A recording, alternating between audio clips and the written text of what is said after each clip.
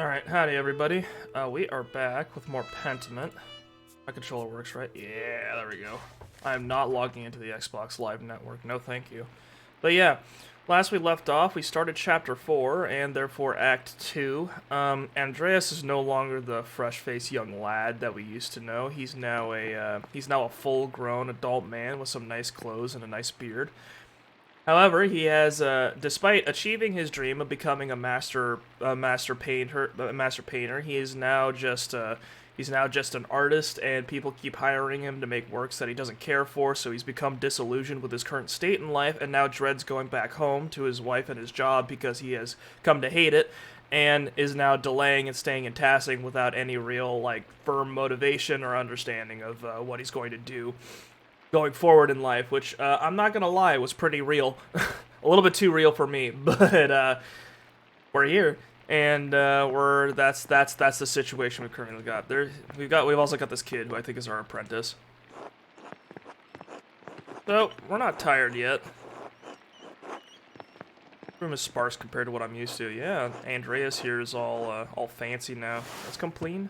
Monastic hour corresponding to 8 p.m. One of the little hours of prayer. The monks and nuns retire to their dormitory shortly afterward. Yeah, I'm not tired by 8 afterwards. By 8 either, so that makes sense.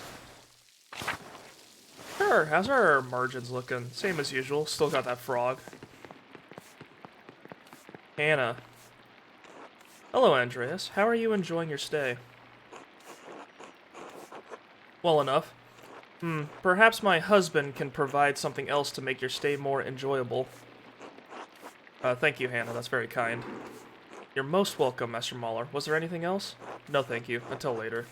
Until then. Alright.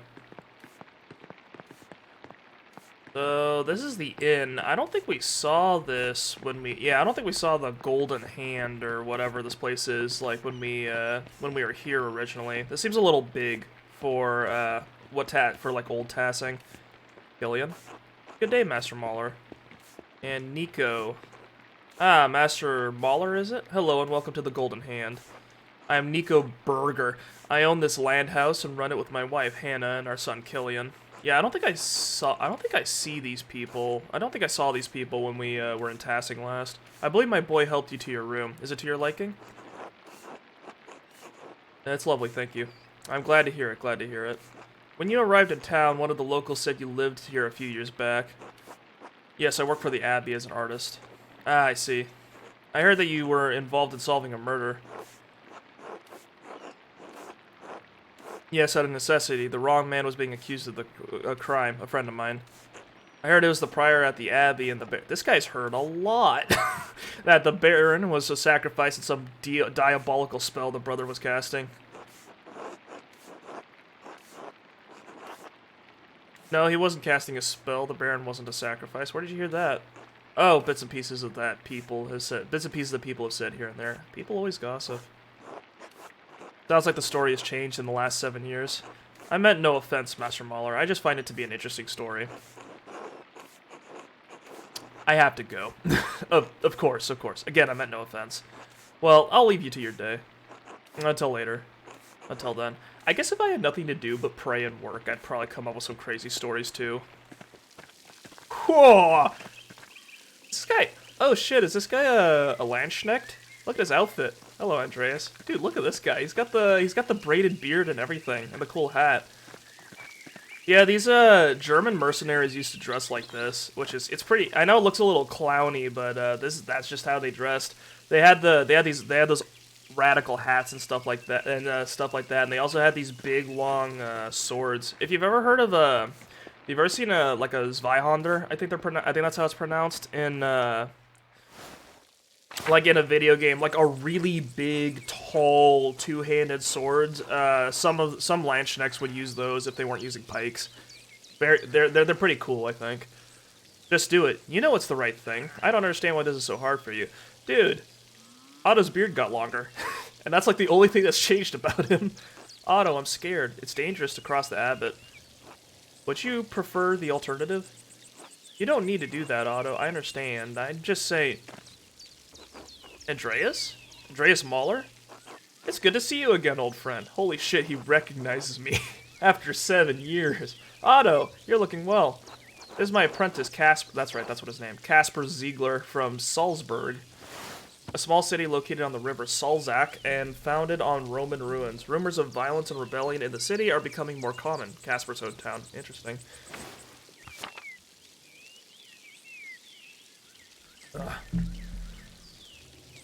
Good day. That answers that. I thought he might be your son. We don't grow them that fast, even in Nuremberg. They grow fast enough around here. Yeah, I bet. Oh, they got married. Eva and I just had our first. Little Otto, though we call him Otz. Oh my god! Look! Look at that little kid! He's so bored. Holy shit, look at his face.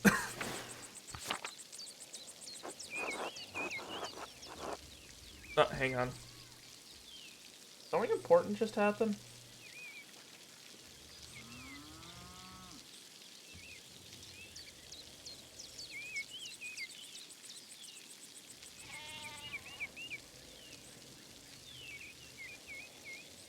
Okay, sorry. Sorry, I got like a text about an email to me and some other people got, and I just read the email. Someone, someone I know was apparently in the hospital, but they just got out, so we're all good. Congratulations to you both. That's wonderful news. Thank you. It's been a trial with Dad gone, but Clara and Ursula help out where they can. Oh, did Peter die? He lived a surprisingly long time considering his profession and previous stroke. Not long enough for me. Not long enough for Otz. Oh, that sucks. Dr. Stoltz said it was another stroke while he was sleeping, thankfully. Not a terrible way to go. I know Evo wrote to you about my father's death, Andreas. Why didn't you write back? Oh no, this is sad. Sigh and look at the ground. Sorry to interrupt, but I should be heading back. I feel like I should remember your face, but I can't place it. That's Martin? No. No. Oh, don't trouble yourself. It's me, Martin, remember? Yes, of course. Hello, Martin. Hello. Sorry to run, but I have to get these sheep back to the farm. Well, I guess he cleaned up his act. As much as I love whiling away the hours in the meadow, I have a lot to attend to. Otto, I'll see you at the meeting later. Andreas, until later. The last time I saw Martin was in this meadow. He was sneezing, seemed to hate being here. Even his mother, Cat, said that he always sneezed when he was in the meadow. His Cat. Oh, Cat. Well, Cat looks... She looks the same. Got a little more gray in her hair. Strange. Is it strange, or are you just confused? I know what I saw. Are you sure? Good to see you, Martin.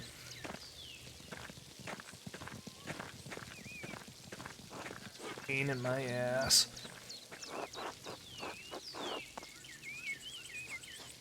Something happening in town? You picked an interesting time to visit. Of course I have. Come by the town commons in a while. I think you'll be interested to hear what I have to say.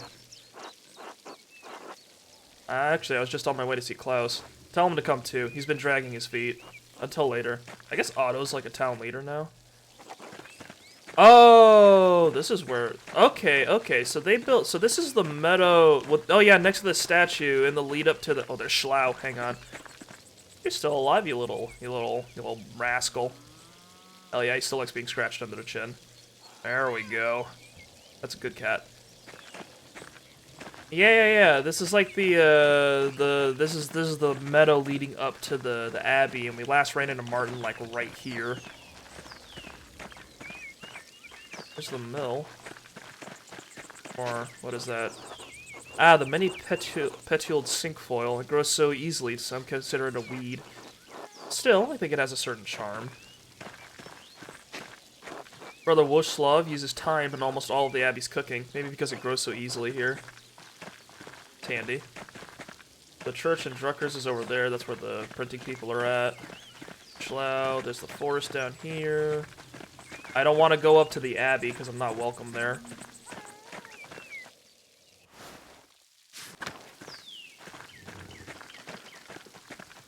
The Millers are not open to visitors currently. I know where that one asshole is. The guy who runs the mill. These drawings are still here. They're still the same. Time has not removed them in the past 7 years. Good to know.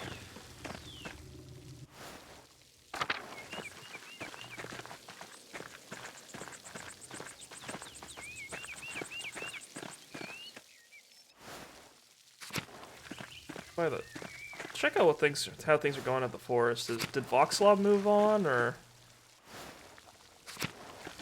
Oh, no one's home. Oh yeah, he moved his tent. I don't think he's around anymore. Probably he's Romani, so he might have gone somewhere else. He didn't seem too attached to the town, so I get maybe he didn't have reason to stay. The waterfall must slow down from the snow melt. Yeah, we already know that. Anything cool going on with the mine? I'm just taking Casper on a tour of all the places. 2 innocents. Oh. Okay, 2 people died by the mine. Just taking Casper on a tour of all the places in town no one would actually want to visit while it's raining.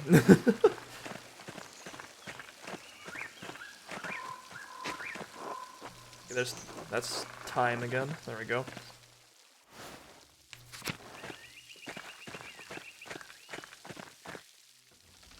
Oh, you guys look the same.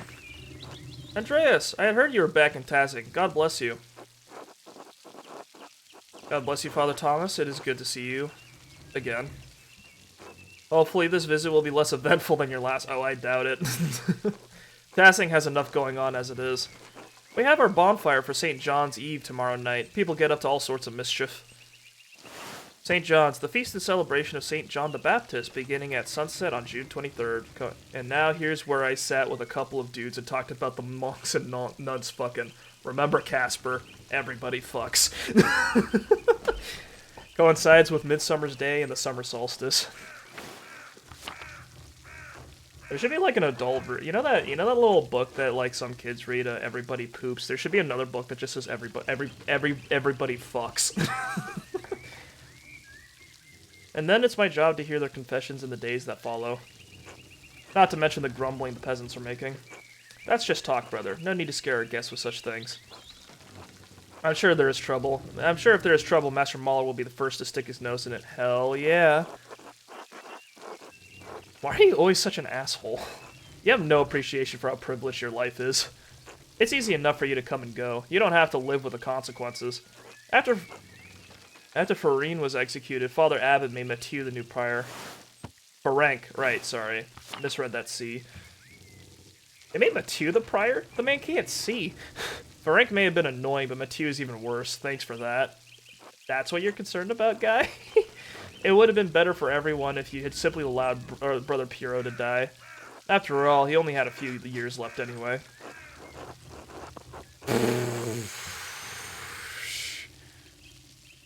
Looks like you have no years left. Friends, there's no need for such ire.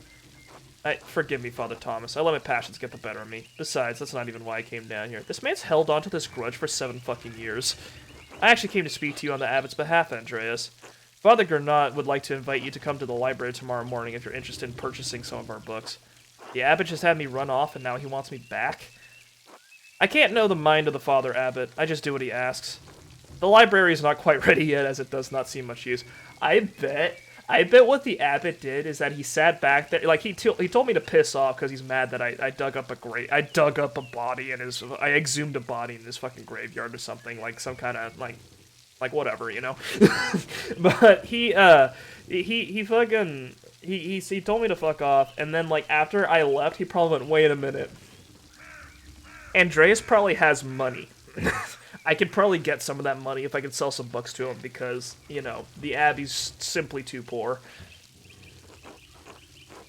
If you could come by tomorrow morning, Mother Illuminata. Oh, she looks the same. Mother Illuminata? Yes, since Mother Cecilia passed a few years ago. Oh. Well, I suppose Illuminata knows the library better than anyone. Alright, tell him to expect me. I'm sure he'll be overjoyed. And Andreas, I apologize for my harsh words before. It was rash. Brother Piero was a pious man and a skilled artist. We miss him. I appreciate you saying that. I miss him too. Excellent. I'm so glad you two are able to work things out. He's mad about God stuff until he realized there was money. The kingdom of God may be free of monetary concerns, but we live in the kingdom of men, and the kingdom of men is asking a lot of my purse, so might need to sell some books. Oh, Father Thomas, do you have a moment to speak inside the church? Yes, I think so. Why? A private matter. Oh, of course, of course. Until tomorrow. God bless you, Andreas. It's extremely funny that Mathieu is the abbot now, considering that he's, wasn't he fucking with another one of, like, the brothers, like, in secret? In the library, of all places. Well, let's go say hi to the Druckers. How's it going, everybody? What? Wait, this isn't how their house used to be set up. They sold them. Oh, there he is. There's Klaus.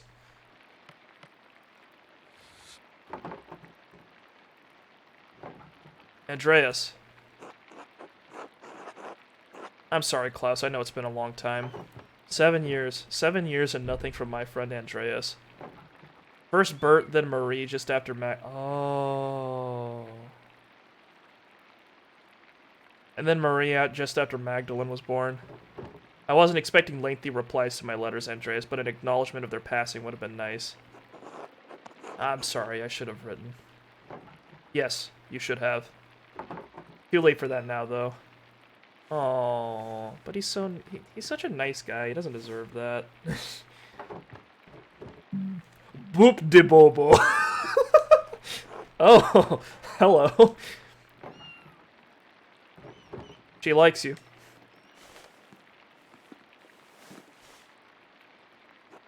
Your business seems to have grown.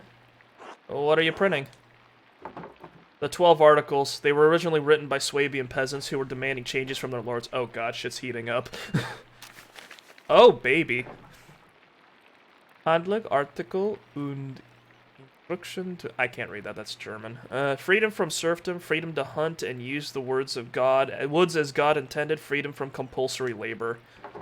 Abolition of the inheritance tax, fair appraisal of rent, the return of property to common use and ownership. Oh dear. Bavaria isn't Swabia, but their complaints are just as valid for the peasants of Tazing. Swabia is a former duchy in the southern Holy Roman Empire. It was reformed as a Swabian circle in 1512. It borders Bavaria to the west. Okay, so they're right next to us. It borders Bavaria to the west, the Swiss Confederacy to the south, and Austria to the southeast. Okay, okay. Oh god, it is getting spicy in the Holy Roman Empire. Oh no. That's the worst place to get spicy in. This must be what Otto was talking about later. He wanted me to bring you along. Yes, he asked. I may come, I may not. The abbot has been squeezing the peasants for years. Now he's squeezing the townsfolk, and we're pushing back. Their cause is righteous, Andreas. If you haven't seen the Gertners lately, you should visit them. Oh dear. And Otto had you print these? Yes, why? Well, I didn't think he could read. He can't, but just about everyone else in town can. He speaks, I print. I'm just trying to do my part, I suppose. I'm sorry, I'm still not in the mood for this late reunion. Come back for dinner tomorrow. You should go to the Commons, hear what Otto has to say. It's worth hearing. I understand. Until later, Klaus. Until then.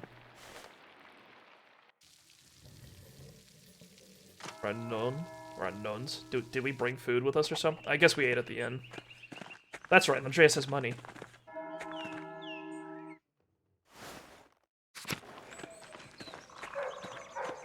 9 hours north, the bakery. Oh, they built a little mill thing here. They've got a crane. The rad house construction is going smoothly. I wonder if they'll finish it before winter. Okay. So this is a community hall where people meet, typically a council that governs day-to-day affairs under the authority of the Lord. Oh. Yeah, there was a rat house in one of the towns you visit in Kingdom Come Deliverance, and that's where you would I remember that's where I would go to talk to the captain of the guard or whatever, where he would tell me to kill people, so that's pretty neat.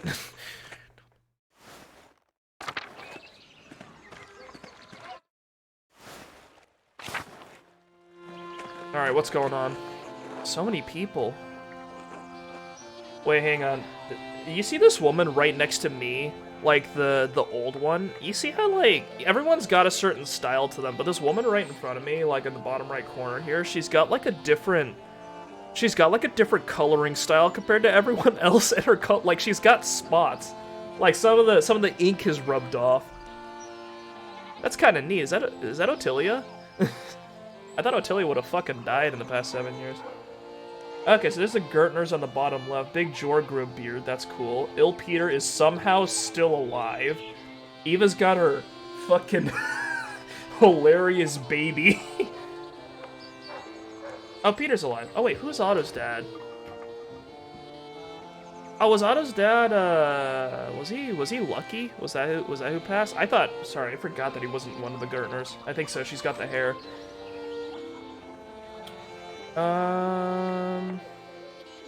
Alright, Otto, everyone listen. We all know why we're here. Nothing I'm going to say will be a surprise. Nothing I'm going to say hasn't already been spoken behind closed doors, whispered to your neighbors.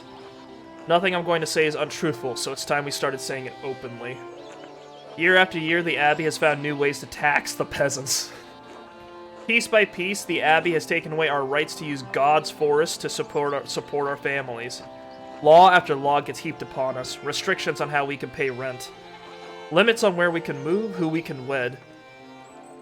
And now the death tax, which once claimed only our best animal and garment, takes half our estate. There's a death tax? Wait, hang on, let me look that up. No.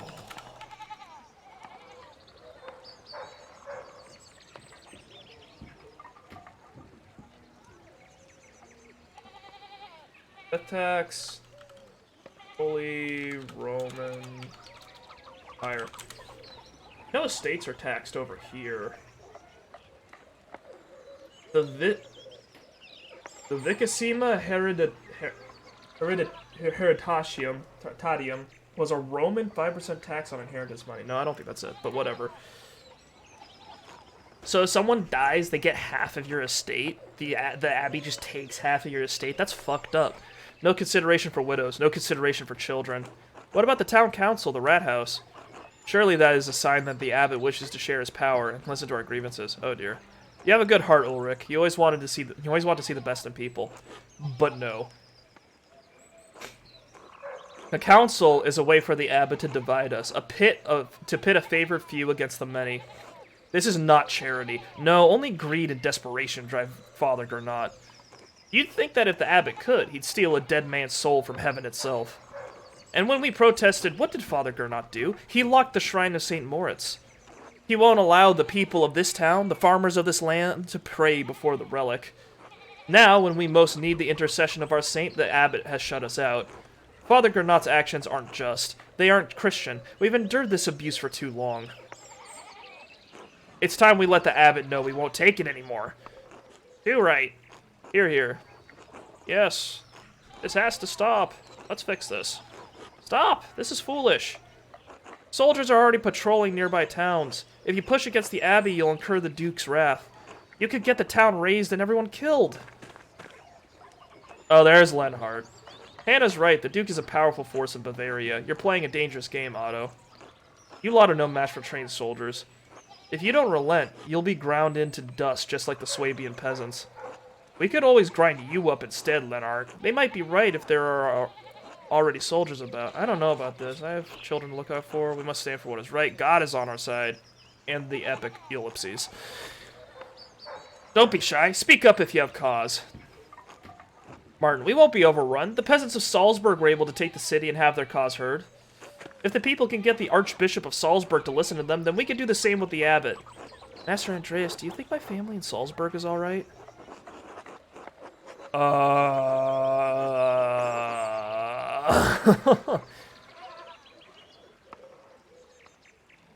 Is this encouraging? Is this what this kid wants to hear? I'll say I don't know, Casper, but we can find out. Alright. Enough is enough. We can't stand by while the abbot continues treating us poorly. People all over Swabia are taking back their God-given rights. Why shouldn't we do the same? A righteous cause. Martin's right. We deserve better. We can do this. Well spoken, Martin. Everyone ought to consider what he said. Martin has proved dependable these last few years. Wow, he's turned around his opinion when it's useful, huh? But if the words of men can't persuade you, perhaps a sign from a greater power will. The abbot may have locked us out of our saint's shrine, but God has shown me that he is with us. But what happened? I think that's all I should say for now. Thank you all for coming. Oh, there they are. There's Clara. Good day, Andreas. Clara, it's been too long. It's lovely to see you again. Hello, Andreas. I'm surprised to see you after your long absence from Tazing. At this rate, we thought we'd never see you again. I was on the road back to Nuremberg, actually, and wondered how you all were getting along. Oh, things are not good at all. Yeah, I can tell. We're in the middle of a strange season. Ah, you found the Gertners. Your speech was very rousing, Otto. I swear, they get better each time. Are you looking for trouble, Otto? Of course not, but I understand what might happen if the abbot doesn't listen to reason. Even so, the people here can't go on like this. Something has to change. I'm just concerned for what might happen here, that's all. It's appreciated, but we know the risks. Otto, did you really see a sign from God? Is that true? Understood why many people hate the abbot. Stood your ground when Mathieu approached the grave. Said you didn't care if Mathieu told you. Yeah, Otto likes me. It is, Andreas, I swear. Come talk to me later. I'll tell you what I can, alright? Anyway, Andreas, you and yours should come by the house for supper. We'd be delighted to have you. Sound good to you, Casper? Yes, Master Andreas, I'm starving. Our table's a little sparse lately, but we'll be sure to feed you well. Thank you. We'll see you there.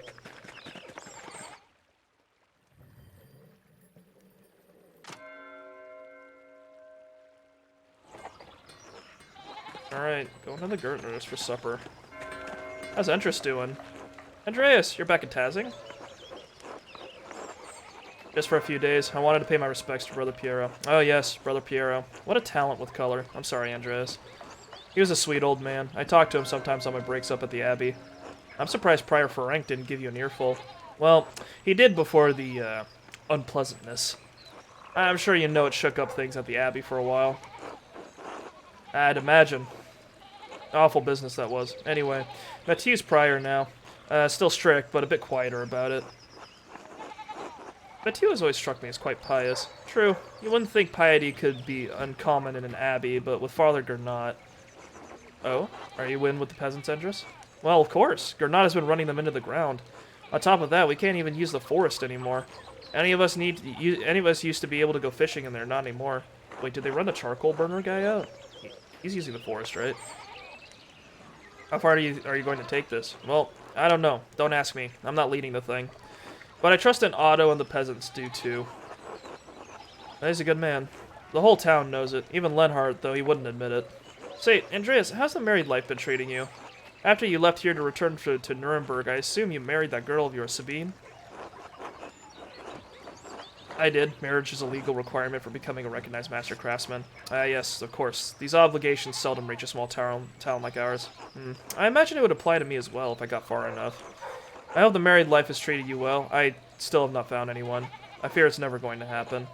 Really? Not a single person has caught your eye? Well, when I was in Innsbruck a few years ago, I saw a real pretty girl at the market selling painted pots. I think about her sometimes, maybe more than is Christian. Oh, hold on. You need to go back to Innsbruck and find that pretty girl. You need to talk to her, dude. Life's too short to spend dreaming about the loves you could have had. Trust me. You seem to feel strongly about this, Andreas. But it sounds foolish. Juvenile, you might say. Maybe, but it feels right. Bright red words. May not have found true love, but that doesn't mean you can't. Maybe, but it feels right. Well, if I ever have the chance to get back to Innsbruck, maybe I will. There's something to look forward to, after all. I thank you, Andreas. You're a man of inspiration. A pleasure. Until later, Andres. Until then. Hell yeah. Wingman moments. There's a guy in Red Dead Redemption 2. Like, there's this kid you could find, and he's throwing rocks at a river.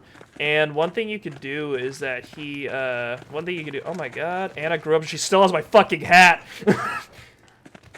Anyway, there's a guy you can talk to. He's throwing rocks at a river, and he's like skipping across, and he's talking about like this girl that he's like sweet on, but like he doesn't really know what to like say to her or whatever. So like if you're playing as Arthur, you can give him some advice, and then when you spoilers for, like, the end and epilogue of Red Dead Redemption 2, but after, like, the ending of Red Dead Redemption 2 happens, you play an epilogue, and you're playing as John Marston during the epilogue, and when you control him and you go talk to this, you can find the same guy by the same river, and if you talk to him, turns out that after you gave him advice, he did get with the girl, but the girl's, like, giving him a lot of trouble. she's like making a lot of like he's like he like doesn't understand he doesn't understand like what to do like with her because like she's like making a lot of demands of him or something like that. It's been a while since I had the conversation, so I don't really remember, but like he was having a hard time with the relationship. So John gives him some advice of just, go back to her, talk to her, see what she actually wants, and then I don't know, make a change. Like this doesn't like don't like, go figure out what the problem is and deal with it. And he's like, all right, fine. It was a fun little continuity. It's funny when you can get people to go do things with their lives in games like this. God bless you, Andreas. I'm thankful for your you returned to tasking after so long. We prayed so fondly for you after you left. I come back for your rye. Brett.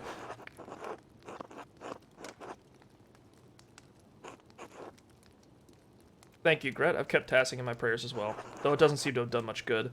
Ah, that's right. You were at Otto's speech earlier. Yes, Tazing's peasants are struggling, and now even we townsfolk are pinched by the abbot's new restrictions. I worry about my husband. He's getting too involved with the whole business. You disagree with Ulrich?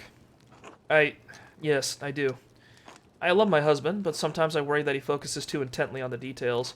He does not see that he may be both prudent and Christian. I pray that I am not acting selfishly, but the abbot's taxes have affected us too. What about Anna's future? Ulrich has been offering credit to Peter for years, which I've accepted, but now... We can only bake so much bread a week before we go hungry ourselves. Oh, Ulrich's been looking out for Peter, because Peter's, like, what Peter grows isn't enough to pay his taxes still. That's right. Of course, Gret, but I can't promise I'll change his mind. God bless you, Andreas. That's all I ask. Hello, Master Andreas. Fucking Anna. I like that detail. She's still got his hat, but it's been dinged up in the past 7 years, so she's patched it with some darker fabric. That's a good detail. I like that.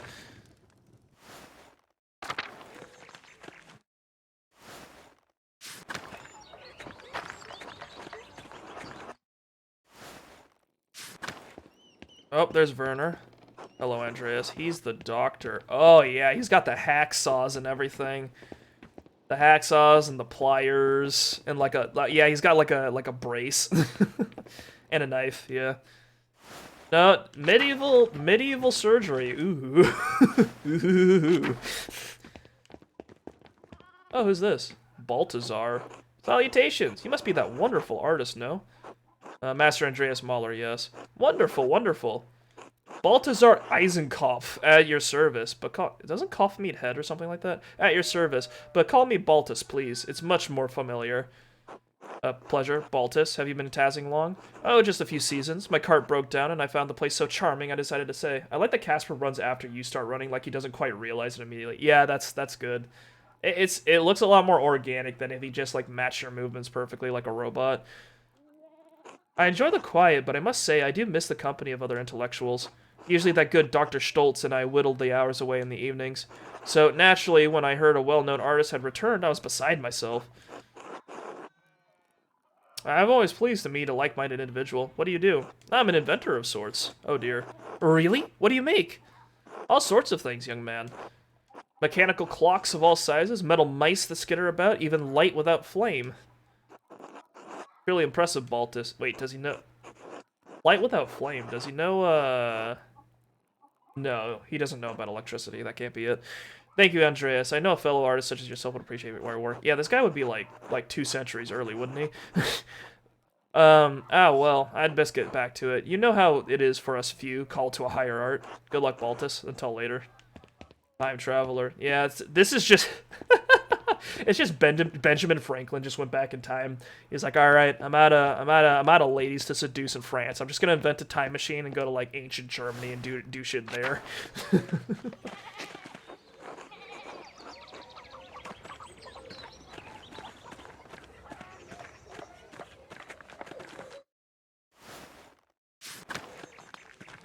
Alright, Steinauer. Oh, there's Lucky. Lucky didn't die. He's a little grayer now. Andreas, back in Tazing, I see. Who the fuck was Otto's dad? I don't remember. I came to visit the grave of Brother Piero and pay my respects. Your friend. Didn't mind him. He was a proper Christian. He was a kind man. God rest his soul. Hope he gives us some peace, too. Troubled times. I assume you're referring to Otto's speech? Won't end well. Life's getting harder for everyone, but if this shit goes on, there'll be a backlash, a bloody one. Don't like the abbot coming for my fishing rights, but I will make do. He took the fishing rights? I'm not sure if their lives are comparable to ours. I work for my wages like any man, Andreas. We work, we don't complain. It's not Christian. I suppose. How's your family doing during these troubling times?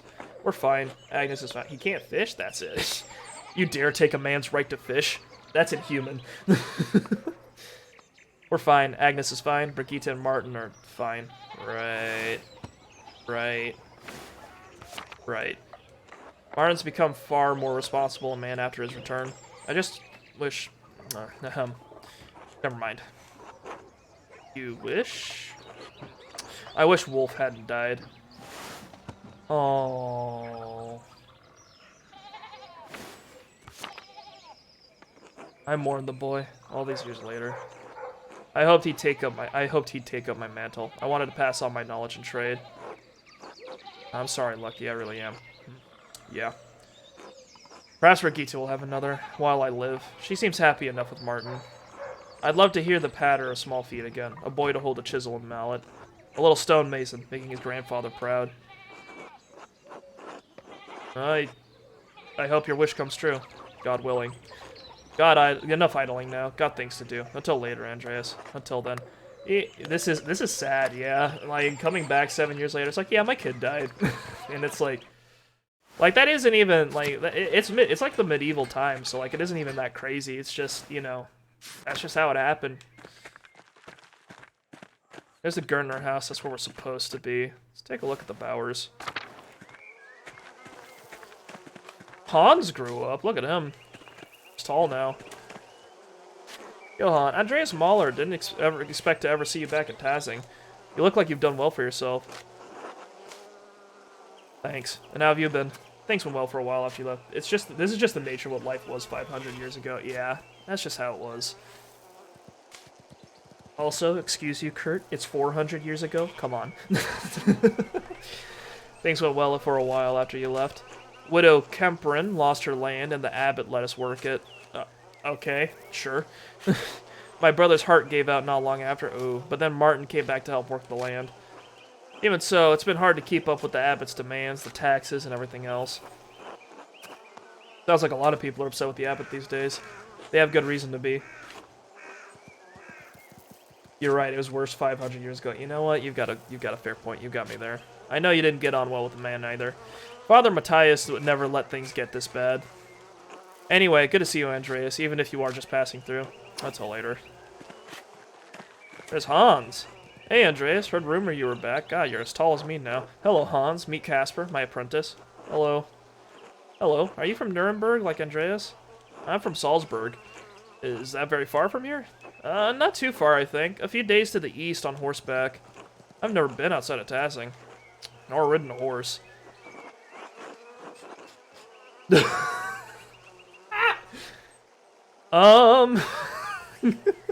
Wow, these are... I wish I had an option in between these two, because these are like the two ends of like a very wide spectrum. Should I really say this like next to his fucking dad? I do think Hans should leave. Tazing's a wonderful place to live, whatever. I guess. Some of the men in town say it would be better if the Abbey weren't around. They might be right about that. What do you think? I don't know. Could be nice to have a change. Be careful what you wish for. Change does not come peacefully in the Empire. I guess we'll see. Until then, Hans.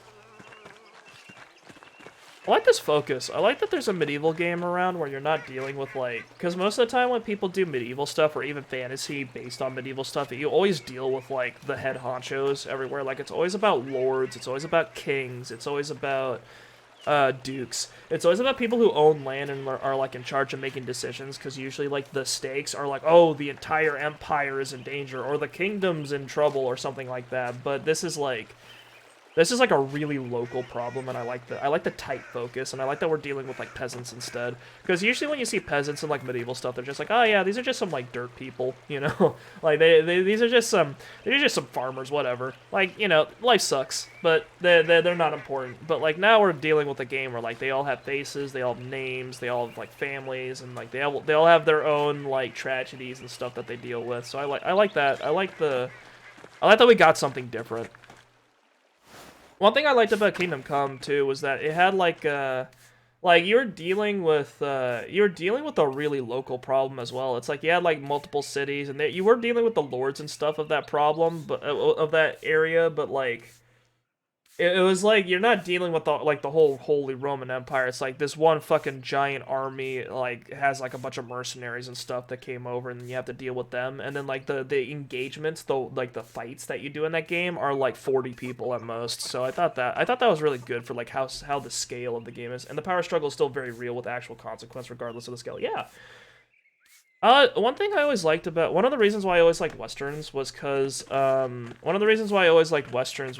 they always have like a really tight focus. It's like there's a town with like 10 people in it, and those are your stakes. And you don't need to have like the entire world or the entire universe or the entire multiverse at risk in order to make it feel like there's stakes. You just need there to be real consequences for the characters that you're focused on, and I appreciate it when you get a story that's got like a smaller focus like this. There's Brigitte. Hello, Andreas. Hello, Brigitte. How are you? As well as anyone can be in Tazing right now. Yeah, it looks like things are going well for you. Martin returned after all. Yes, the winter without him was excruciating. I lost little Wolf, and Kat was worried that she'd lose the farm after Franz died. But then Martin returned, and he's provided well for us ever since. Despite the tightening restrictions, we've gotten by. I'm thankful. That's wonderful to hear. I'm happy for you. Or, well, I'm sorry to hear about Wolf. Thank you. I try not to think about it. Nod regretfully. Kat wants to talk about him all the time, you know. Oh, no. Any night there's clear skies, she looks up and asks if I ever wonder how he is up there. That must be excruciating. Yes, it is. I'm sorry, Andreas. I can't talk about this anymore. Is that a good idea? Why did you think she'd want to talk about her dead son? Were you trying to hurt her? Does it feel good to you hurting the... What the fuck is up with this? Did Andreas I think Andreas's mental state got worse as like the past 7 years went. No, I was trying to be kind. Does she seem like she's been gifted with a kindness? No. You wouldn't want someone to talk to you about it. That's why you don't mention it. I can't take this anymore. You can. We say these things even though the reminding inflicts immense pain. We say these things because it's the only way through. I'm sorry, I don't know what else to say. Then say that. But will it make any difference? I'm sorry I brought him up, Brigitte. You didn't know. It's alright. It's been good to see you again, but I should be going. Until later. Until then. Alright. I'm sorry, they mentioned in an interview that they were a little bit inspired by, Disco Elysium when they played this game, and I'm starting to see it a little bit. Like, having your character's mental state represented by, thoughts, like a sort of thought conversation they have with, like, a different being that represents some other aspect of them in their head. Andreas Mahler, good to see you again after all these years. And you as well. What have you been up to? You look like you've done well for yourself. Art, I lived and worked in France for a few years. And people here think I'm well-traveled because I've been to Ulm. Though, I suppose I have had a lot of adventures for a country boy. What happened to you, anyway? Oh, right. You know, I stole some of the Baron's things. I didn't make it far with them. I tried to sell them in Walgau, and I got robbed. Serves me right, I guess. Luckily, they didn't find the coins I was carrying. The money carried me around Bavaria for another month and a half. Then I started stealing. I grew bigger and more confident over time, became a highwayman. Holy shit. You're a bandit? Hard to believe, I know, but yes. Anyway, it didn't last long. I eventually got scared out of it. I think that actually might be more of a more mature inflection of his thought process. She wasn't quite so sharp in the first act. Yeah. I think that's what it is, cause like she's been like really snappy to Andreas like this act, whereas like she was a lot more laid back and like contemplative in like the first act, where she's like, have you considered the other, like how the other person feels, have you considered this, and meanwhile this act is like, what the fuck is wrong with you? So I do think that that's more of like a reflection of how like Andreas is now more prone to self-critique. Anyway, it didn't last long. I eventually got scared out of it. I had a partner for the last year of my adventures. We tried to rob some Italians. We thought they were merchants traveling under the banner of St. George, a 2nd century Praetorian guard, and patron saint of England. He is most well known for his legendary victory against a dragon. Look at this fucking lion in the bottom right. What's going on with his neck? Oh god, they robbed the mafia. They robbed the medieval proto-mafia. Maybe. I don't know. This is like, what time was the Renaissance again? Hang on, sorry. I'm not very good with dates. Renaissance. 15th and 16th centuries, so like, around now.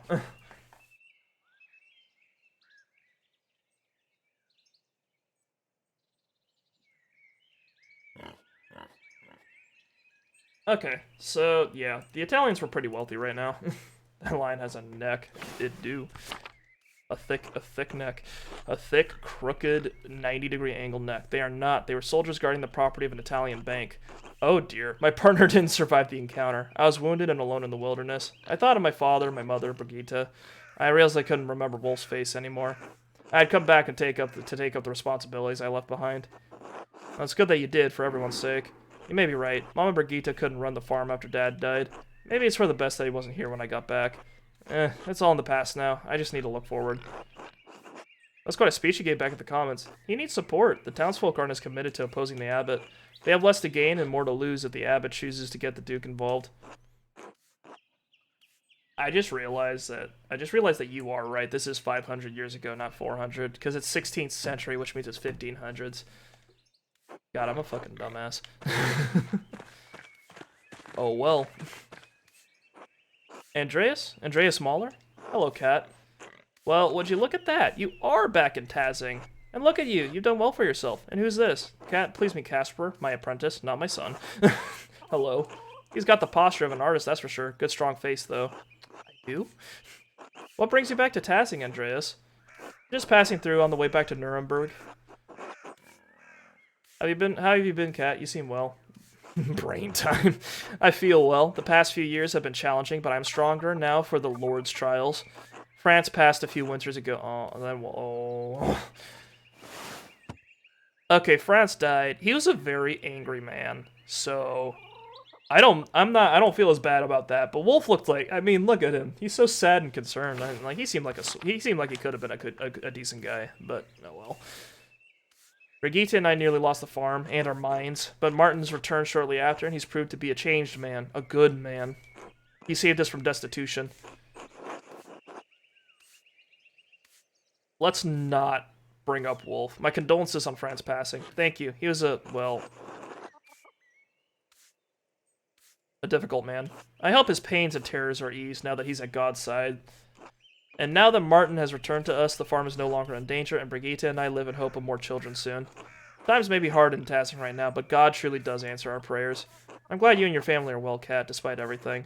Thank you, Andreas. It truly is good to see you again, even in the midst of such terrible times. Until later, Cat. Until then.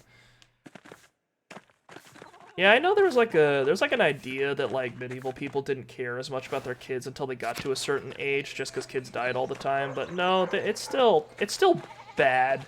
Like it was still pretty bad when a kid died. Definitely still a problem.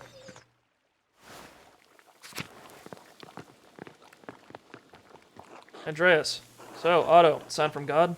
Oh, right. I found something just a few days ago. This will sound crazy, but I found St. Moritz's head. You're right. That does sound crazy. Well, believe it, because it's true. Alright, I can't say anything more until St. John's Day. Then everyone will know. And who else knows about this? Only those who need to know. And you, of course. Feel lucky? Absolutely. Good. Until later, Andreas. What's he even doing? Hello, Andreas. Look at this fucking child. I can't get over his face. Like, there is no concern on that face. That kid is half asleep at all times. Like the expression on that face is just, what? What's going on? He is vibing. Just permanently chill.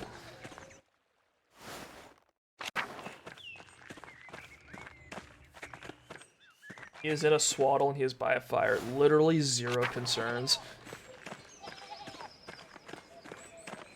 Good times. All right, we should probably go. Let's go eat with the Gertners. Let's see what's been going on.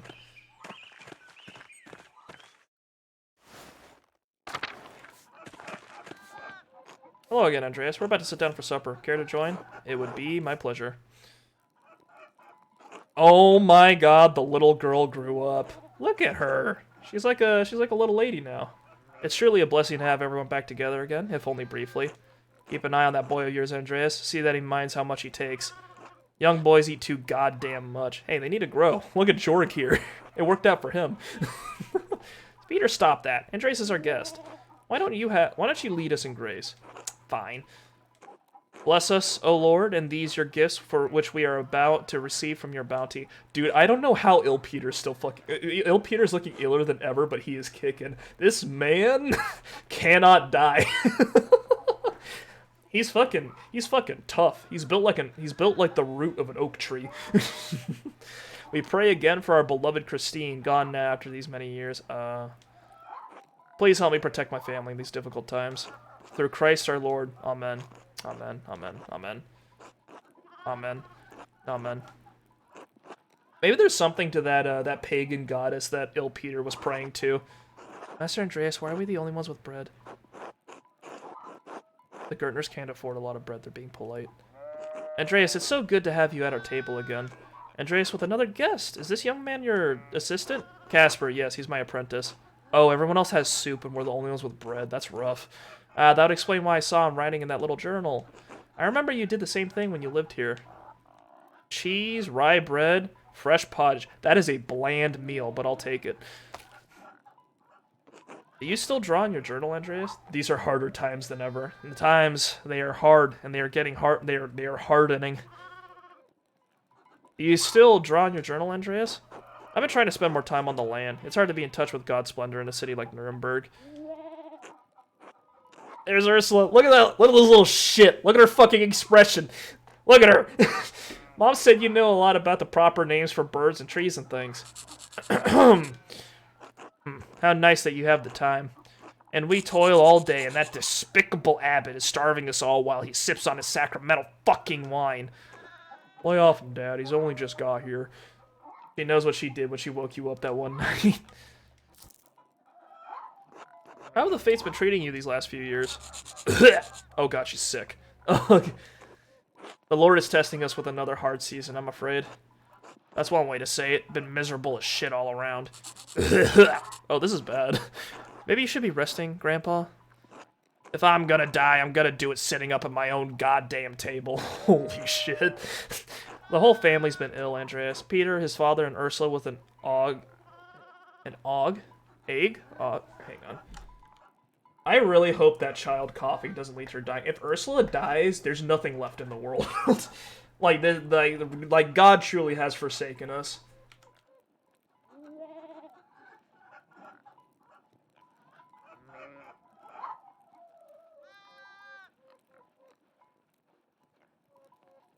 Ague. It's an ague. Okay, that's what Google tells me that's pronounced as, and it means a fever as malaria, marked by paroxysms of chills, fever, and sweating that occur at regular intervals. So it's like a flu. Okay, that's not good. Everyone should be in bed. Clara lost a child in childbed a year ago now. Ooh. I don't want to ask her what the cause might have been. A tragedy. I'm sorry for your loss. Thank you, Andreas. It was some time ago, but, well, such things linger. It was monstrous. Monstrous. Remain silent. It seems the Lord rarely looks in on Tazing any longer. That's why it's time for us to take matters into our own hands. We're eating, not at the table. Do you think? He's right. Please, can we not talk about this now? And the soup. I think pottage is literally... Isn't it just like a... It's like vegetable slop, isn't it? Jorg here was married while you were away, Andreas. Really? To whom? To me, Andreas. Why else do you think I'm here? Of course, you two make a good match. Jorg here has been good to me. There aren't many other options in Tazing anyway. It's been a couple springs, but I'm still not used to being married. Congratulations, Jorg. I'm happy for you. Thanks, Andreas. It's been our one blessing in a dark season. With children soon to come, I hope. Oh, don't be like that, Clara. What? I don't get it. Oh, God. Do you? Oh, forget it, Ursula. What have you been up to, Andreas? You better study up on some botany when it asks you for some more background. You need to save Ursula. Dude, I studied medicine in university, and I went out to hang out in the woods. I know as much as a person in the medieval era can. If I can't do anything, it's not possible. What should I say? My life seems so far from theirs now. Don't leave them waiting. I can't think of anything. Nothing but my miserable little problems. They'll think you're rude if you don't say something. Oh my God, we can't do anything but complain. Oh no.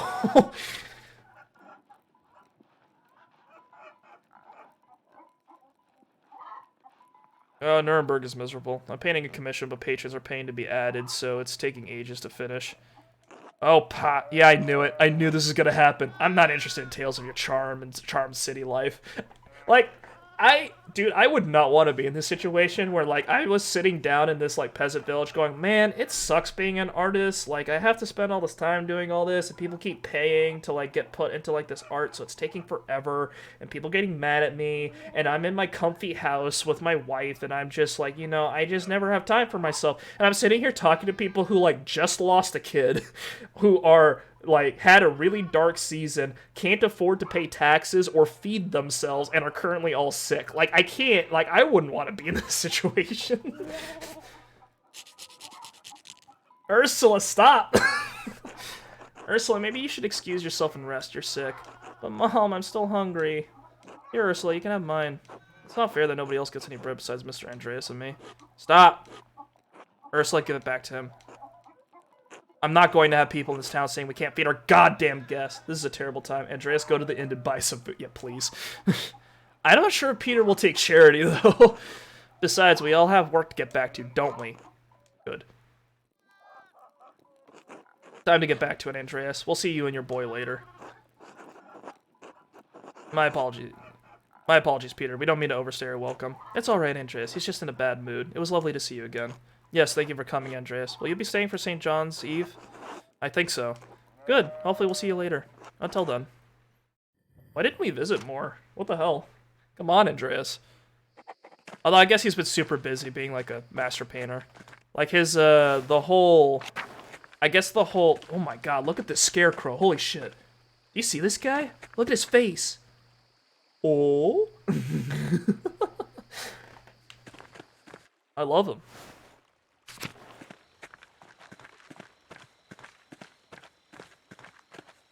Alright, so the inn's out by the meadow. I think everything's locked, so we're just heading back for right now. Oh? Amelie's still... She's still isolated. Look at Casper's face. The sin of Saul! The sin of Saul! The first monarch of Israel. According to the Old Testament, Saul was divinely rejected from the kingship after disobeying the prophet Samuel's instructions. Oh. Master, did you hear that? It sounded like someone crying out. I think it's Sister Amelie. She's a mystic. She may be having one of her visions. Sister Amelie, are you alright? The Philistines... Look at her face, holy shit. The Philistines. This is the hand of God. Compleen. Compleen. Sister, is something happening at Complete. I need to look up how that's pronounced. I need to stop. They keep bringing it up.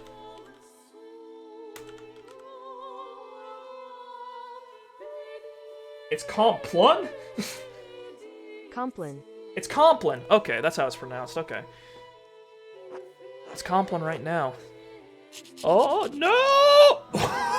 Oh, God. Sister? Sister Amelie? Oh, she's back up. Oh, she's fine. You're the artist, Andreas. You remember me? Yes, you were here when the Baron was killed. You've changed. In more ways than one. The complexities and difficulties of the outside world are why I'm glad to be in. Okay, false alarm, everyone. Outside world are why I am glad to be in here. I can see and hear the world spinning around me, but I am not a part of it.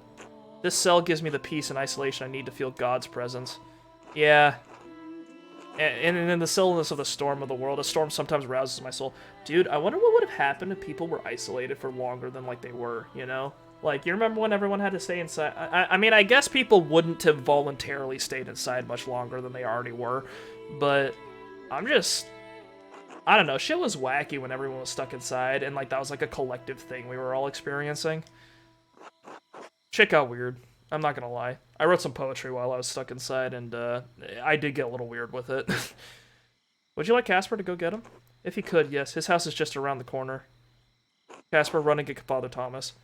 Wait, he doesn't know where anything is. Oh, whatever. Yes, Master Andreas. Your son? My apprentice, Gaster Ziegler from Salzburg. He seems eager to please you. I feel his devotion is misplaced in me. He sees you as a father, and he wants to honor you as any Christian child should.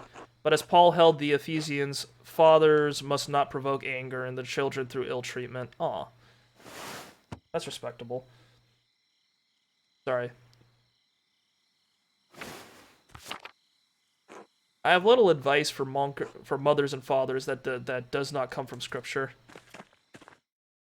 The only parent I know in Scripture was what was that? Solitary confinement is a fucking mess for the brain. Dude, look at this. I wouldn't want to be in here. My world is one of spirit, decoupled from the march of life and death. I see and hear your world turning from this little window, but they are mercifully small glimpses. Mercifully small? This cell allows me to contemplate mysteries without the noise of the outside world polluting my thoughts.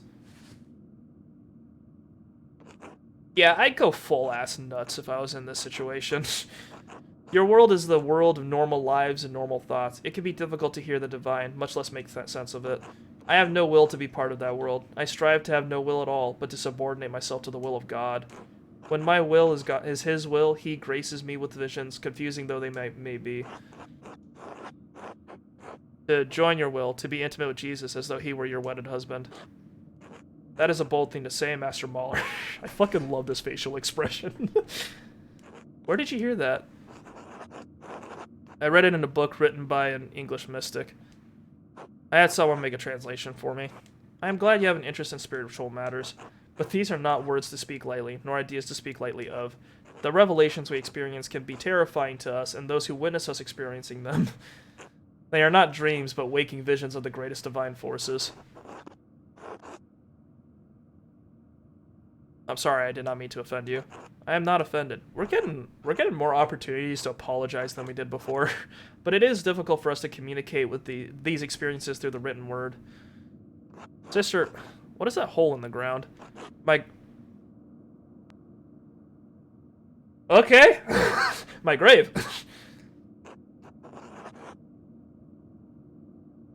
What? I dug it before Father Thomas read me my funeral rites before I was enclosed here. I dig a little more in it each day.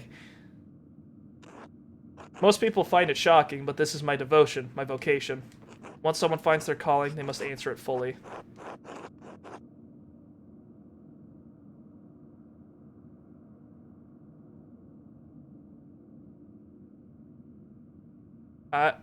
This is a very Andreas question. What if the calling is wrong? I wish I could give a helpful answer, but I don't know. I feel this was my calling even before I could admit it to myself. Is your calling in question, Andreas? Is your life? Both, I think. I've lost my love. My love for art, love for family, love for anything. He's depressed! The last 7 years have been hard. It was all too much for me. Don't lose hope, Andreas. The human heart is no small thing. It can hold so much.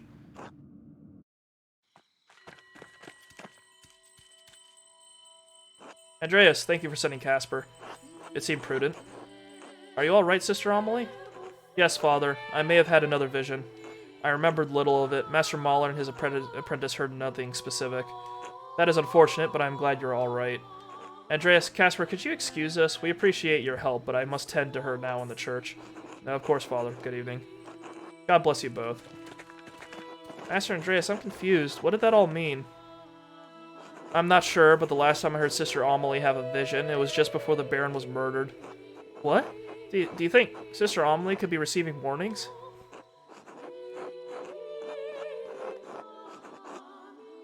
No, that's too simple an explanation. There are layers and layers to divine messages. No revelation with real power or prophecy could be understood plainly. The meaning must be hidden or implied. Sounds complicated. Come, Casper, let's retire for the evening.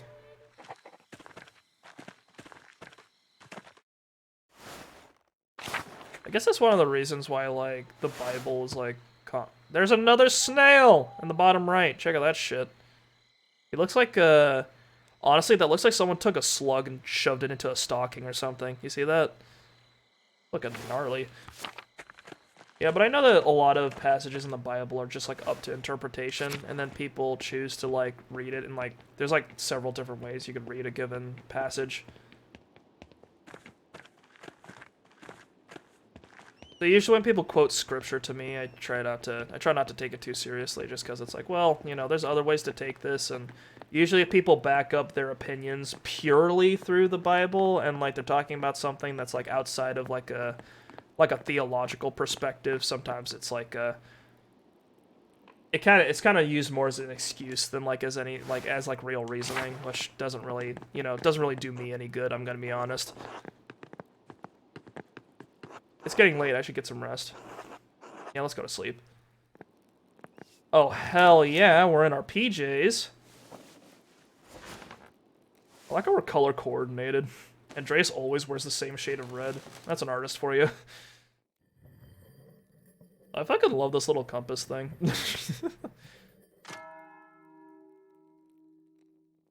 Alright, work time, but I ain't working, because I'm a painter. And I'm rich. I don't have to work yet. Did you drop this, Casper? No, I don't think so, Master. Oh, no. We're back, baby. It's happening again. That script looks beautiful, Master Andreas. Did you write that? You were warned. Wow, you really don't have to work at all. You don't even get up early. Oh, God. Oh, fuck. Warned? What does that mean? Warned about what? It has to do with the murder that happened last time I was here. How? I thought they caught the murderer. Yes, but it's complicated. Let's just head up to the library, Casper. Alright, Master.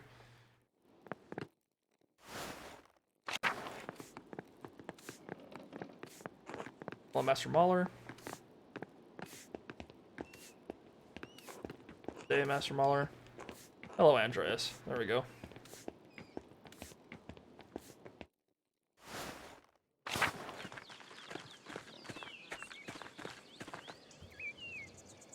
Sorry, I drank some water. You can tell a game has good writing because we've had an hour so far and it's literally just been talking and cutscenes, but I'm still engrossed. I'm having a good time. Anyone in the guest house? Guess not. Ooh, we can go into the abbot's house. What's up, fucklord? God bless you, Andreas. Yeah, that's what I thought. Oh, shit! It's Mirabilis! Oh god, where did Andreas' arm go? What is this? I can't fucking wait to find out who ends up being the one writing the notes and then see the print change to it. Oh, yeah, that's gonna be amazing. Wait, does that happen every time? Does Andreas' arm just disappear when he pets the oh dear. That's tragic. You know, it's very difficult times back in, you know, times were strange back in the medieval era. They didn't really have good explanations for things like your arm just randomly disappearing when you touch a dog. Mystical creatures, these dogs, you know.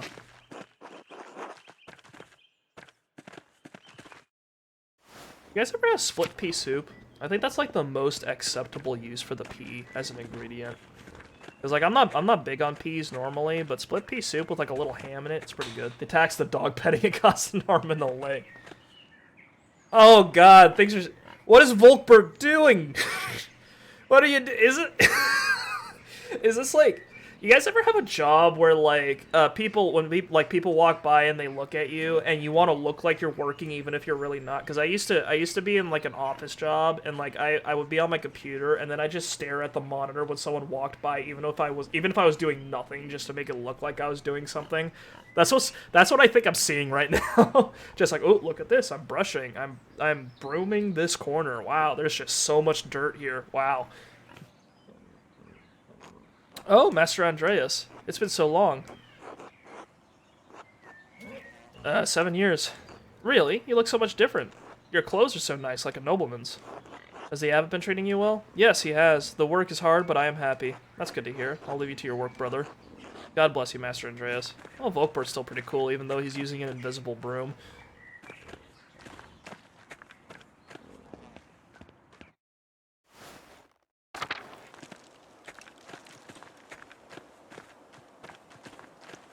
Alright.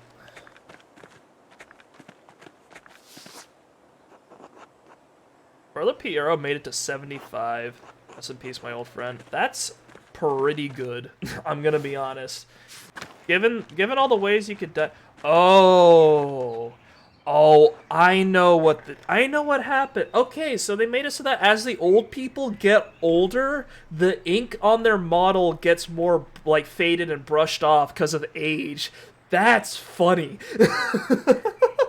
Because they're like it's like an illustration in a book. Like the ink just rubs off because people keep turning the pages and like fucking with them. Hello, who is this? It's Andreas, brother Adok. Andreas Mahler. Oh, Andreas, the fine young artist from Nuremberg. Not quite so young anymore, brother. No, you are still young. When you were last here, I thought I was old. I was wrong. Now I feel the true measure of years on these bones. Like the waves of the wide sea on the cliffs of Porthkragen, time has worn me down. But enough of that. How have you been, Andreas? I have been well, thank you. I'm glad to hear it. You seem more at ease now than when I was last here. Do I? It may be so. I may have worked in the scriptorium beyond the limits of this body. It pained my joints and strained my brotherly love for Guy. The scriptorium took my sight and the use of my hands, but when it closed, it also took the pain from my heart. The abbot is content to let me serve the Lord through prayer and contemplation, and so it also contents me. I'm sorry, Andreas, but I must rest now. It is good to hear your voice at Kirsau again. God bless you. God bless you, brother Adok.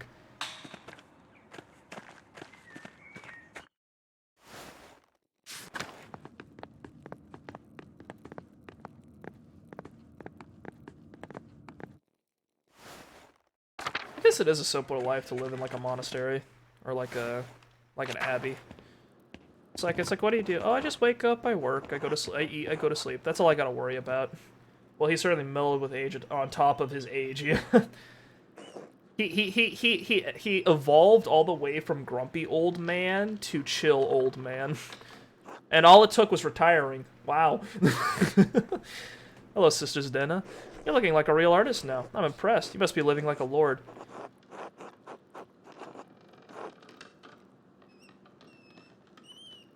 Yes, but overburdened with problems. I have no time for my own art, only that of my patrons. Oh, dreadful. At least you can choose your patrons and do a vocation you please. Why don't you like living at Kirsau, sister? I'm not like you, Andreas. I never chose this life. My family couldn't marry me off to anyone of higher rank, so that's a terrible word to use for it. They donated to the abbey. The amount was substantial enough for the abbey to take me in as a nun. I was forced to take the habit. I loved my life before Kirsau. At least you chose your vocation. I was shoved into mine and forgotten.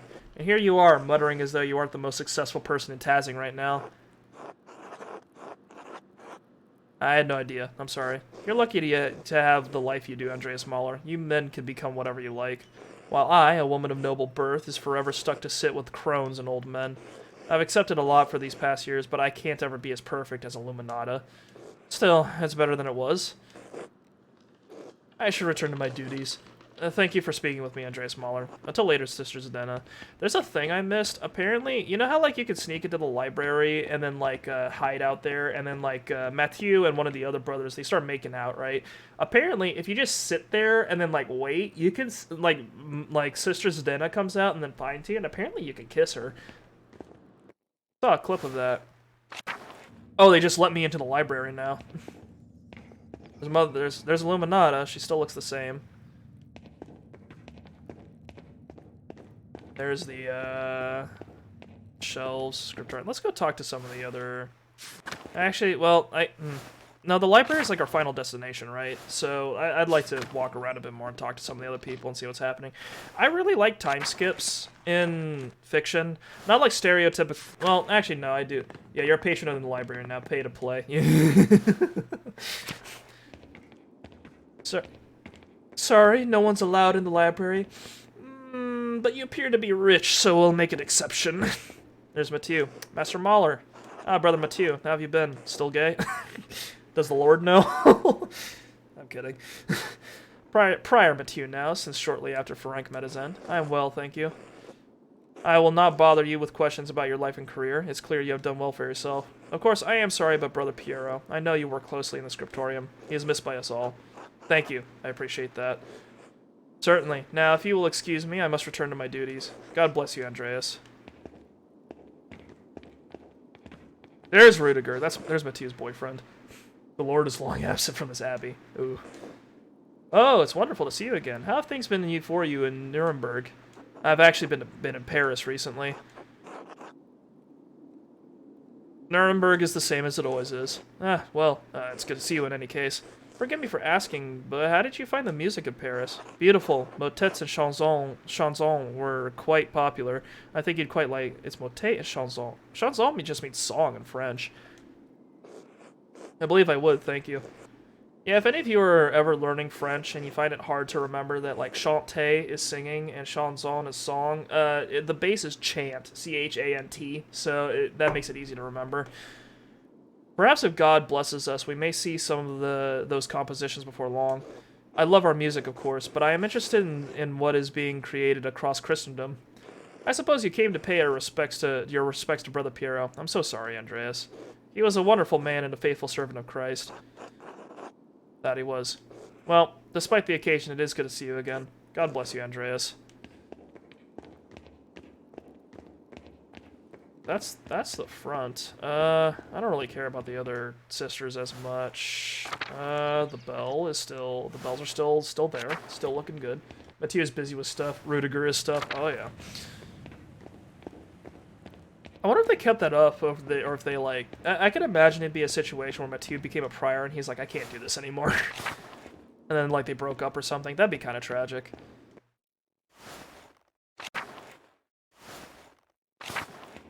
Okay, we still are not allowed in the sacristy, which makes sense.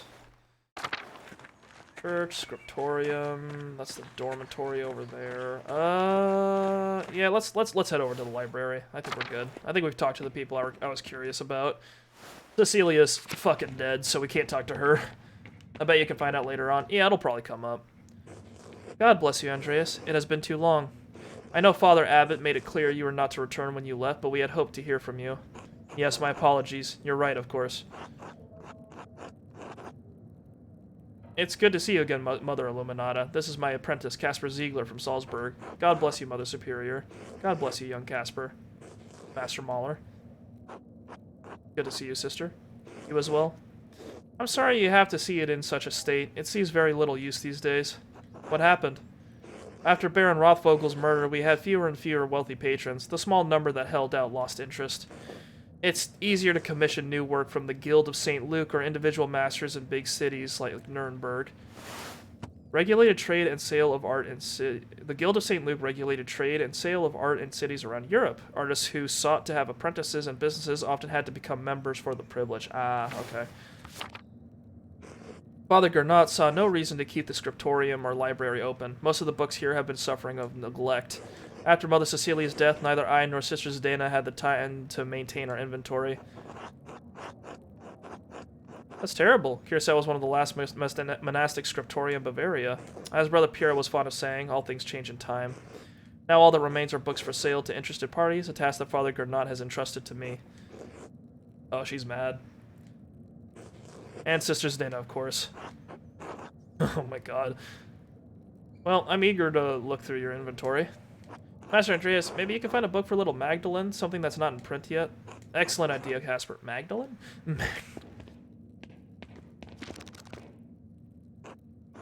Parzival. Perhaps Klaus would not object to this romance given its emphasis on Christian virtues.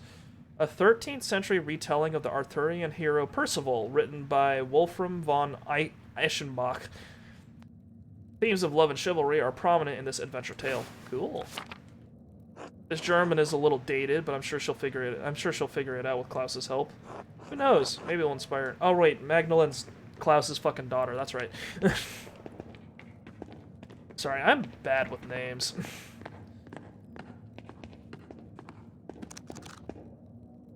Huh, I think these are Latin translations of some of Origen's homilies. Also, it looks like it's partially burned. Interesting.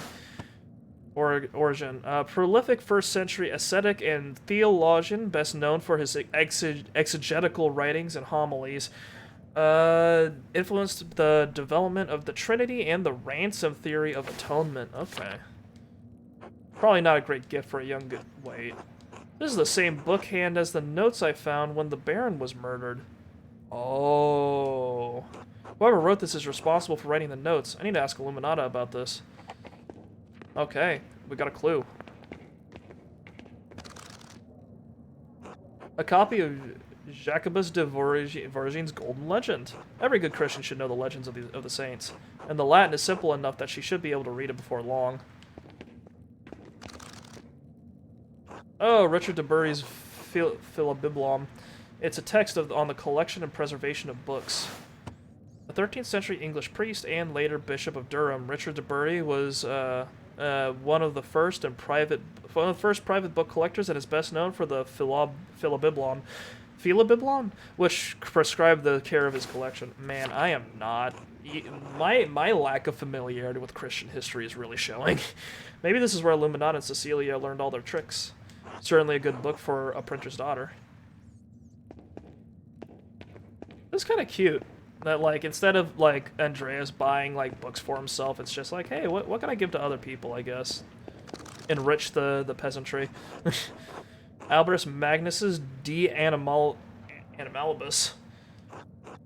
It's ostensibly a bestiary, but it contains so much more knowledge on a variety of topics. This could inspire an interest in animals in the natural world. Beautiful illustrations as well. Is Magdalene gonna be, like, important later? Because these books all sound like we're, like, going to be able to choose what she gets interested in, so I feel like it's gonna become relevant. How do I walk downstairs? Okay, we're gone all the way down. There we go. Go down on the toggle stick.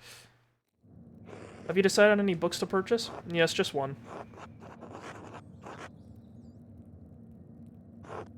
Alright, so... Heroic Legends? Do we want... I'm leaning towards Parzival, because, like, the Golden Legend's, like, a very, like, it'll probably get her more familiar with, like, I guess, Christian tales. The Philobiblon's about printing, so it's got more of a focus on, like, writing. I vote 3. Parzival? Okay. We've also got the Animalibus if we want to get her, like, more familiar with, like, nature and such, but Parzival, I don't know, I think she might turn out pretty radical if we give her the, yeah, if we, a story of love and chivalry, that seems cute. A romance, Andreas? I'm a bit surprised. It's for Klaus Drucker's daughter, Magdalene. That's even less appropriate, but not my concern. I hope she enjoys it. Is there anything else you need? Yes, Mother Illuminata, what do you know about this book? I don't know anything. This is the first time I've seen it. Where did you find it? I've seen it on one of the lower shelves. I don't think it's in our catalog. It's burned around the edges. Why? How can I find out where it came from? Who wrote it? If it's not in our catalog, I'm afraid I don't know whom you could ask. If it was a recent edition, the only people who would know are Mother Cecilia and Father Matthias. Oh, they're both dead. Okay. That's a shame, because whoever scribed this book wrote the letters I found while investigating the Baron's murder. The ones in the fine book hand? Brother Adok told me about them. Perhaps he knows something about this book. He's been here longer than any of us. Why would the person who wrote the letters have scribed a book in our library? Well, that's the question. Whoever did this is the thread puller. Huh? Someone who was manipulating people at Curacao and Tazing, pulling at threads to provoke someone into killing the Baron. I thought one of the brothers killed the Baron. He did, but the Baron was lured to the chapter house by someone who knew Curacao and Tazing's secrets. Well, I'm afraid we can't be of any more help to you in determining the book's provenance.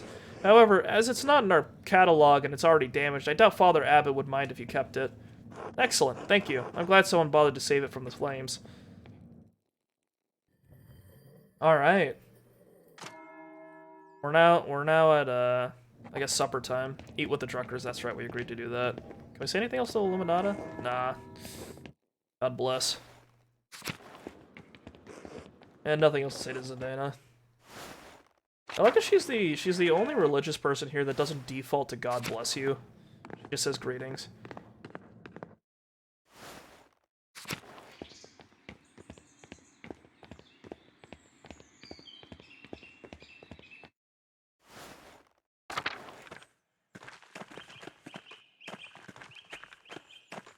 You wanna know what I heard was the reason why we say goodbye in English? It's like, cause we had, like, when you greet someone, you're like, good morning, or good evening, or good night, or something like that, right? But, when people would say goodbye to each other, when people would say farewell to each other, it would be God be with you, or like, God be with ye, right? So they would combine God be with, like, if you smush together God be with ye, you get God bye, and then they just turn God into good so that it kind of matched up with good morning, or good evening, or whatever. That's what I read anyway. I think it's like debated, like that's not certain, but that was a theory I heard. Brother Guy, what are you doing out here? God be with you. Yeah, like that. Father Gernot has asked me to inform the townsfolk that the shrine is closed again. Closed? With everything going on? Whatever for. Father Abbot has ordered that we bring the hand into the church. The pilgrims are still welcome to come in and visit the relic, but it is off limits to the townsfolk. What? Why? The abbot has had enough of the peasants and townsfolk rebelling against the abbey. He is their rightful lord. The abbot has been more than generous, but he will not let this 12 articles drivel pass. The abbot refuses to leave the relic at risk of destruction. The hand of St. Moritz is the only thing keeping the abbey open. But Tassing relies on St. Moritz just as much as the abbey. What about the faith of the townsfolk? Then they can stop engaging in such heretical and sinful behavior. The abbot is trying to protect the relic, nothing more. Oh, this is ironic. The word guy was used as an insult. That's amazing.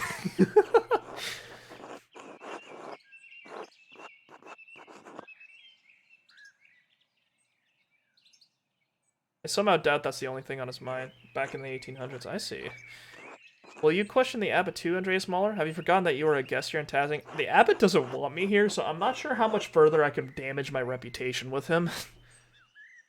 This is ridiculous and cruel, Brother Guy, even for the abbot. I will do my duty as my vows and my lord command me, Andreas.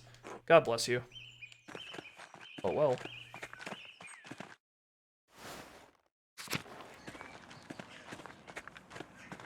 Oh, Gertrude's still around. God bless you, Andreas. Welcome back to Curacao. Thank you, Sister Gertrude. All of Tazing seems to know I'm here. Gertrude's built like a Matryoshka doll.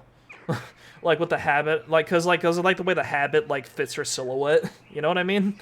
Aha, you're a big man in a small town, Andreas. Word travels fast. Besides, Mousefonger tells me everything that goes on in Curacao. Who's Mousefonger? Our convent cat and an excellent rat catcher. That's why they called him that. He's always wandering about. You'll see her sometime, Casper. I don't like cats. They hiss and scratch. Whoa. Oh, Mousefonger's harmless if you're not pilfering the garden or the cellar. She's gotten as plump as me in her later years. Until later, sister. Bless you, Andreas. Bless you, Casper.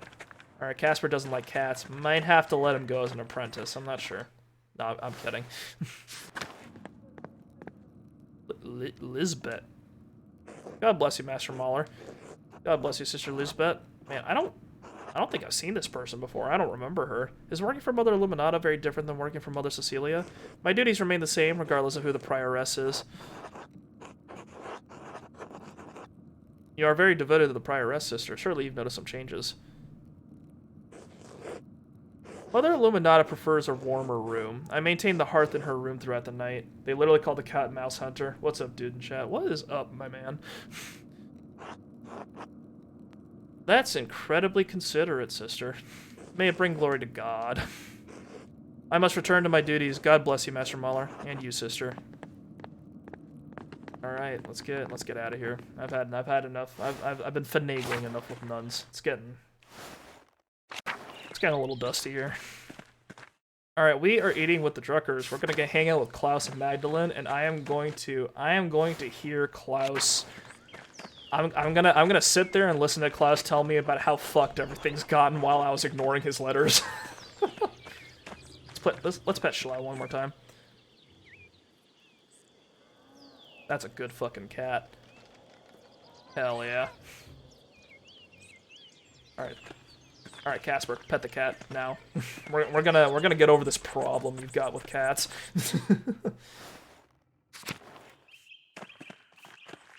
Casper stares at the different systems, horrified.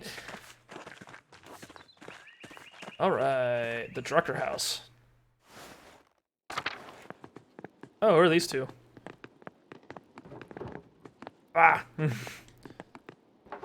You're back. Good. We're almost ready to sit down to eat. Will you and Casper care to join us? Of course. Thank you, Klaus. Welcome back, Andreas. Casper. Andreas, these are my friends, Benjamin and Rachel Summerfield? They're on their way back to Prague. Okay. An imperial city of the Holy Roman Empire. The city's mint made it a hub for German and Italian bankers and merchants. And its university became a gathering place for many Reformation thinkers. Oh, dear. It's a rich place. Oh my god, this girl has a chewing animation. Good day. Hello, excuse me for not getting up. It's a bit difficult. Of course, I understand. It's nice to meet you both. Hello. Hello. It's the big spicy time. That sounded like a real word, Klaus. She's learning more of them every day. She'll be reading before long. That's a wonderful segue to the gift that I brought her. Oh? Consider it a small apology. Well, alright, let's see the small apology. Here you are. Parzival, I'm sure she'll love this. I hope she does. Thanks for this. It's a nice thought. I really like how you read the dialogues, though. I think if I would play it, it would be much more boring. Yeah, I'm trying to make it a little more engaging. We should probably pray before we eat, assuming the Sommerfelds don't mind.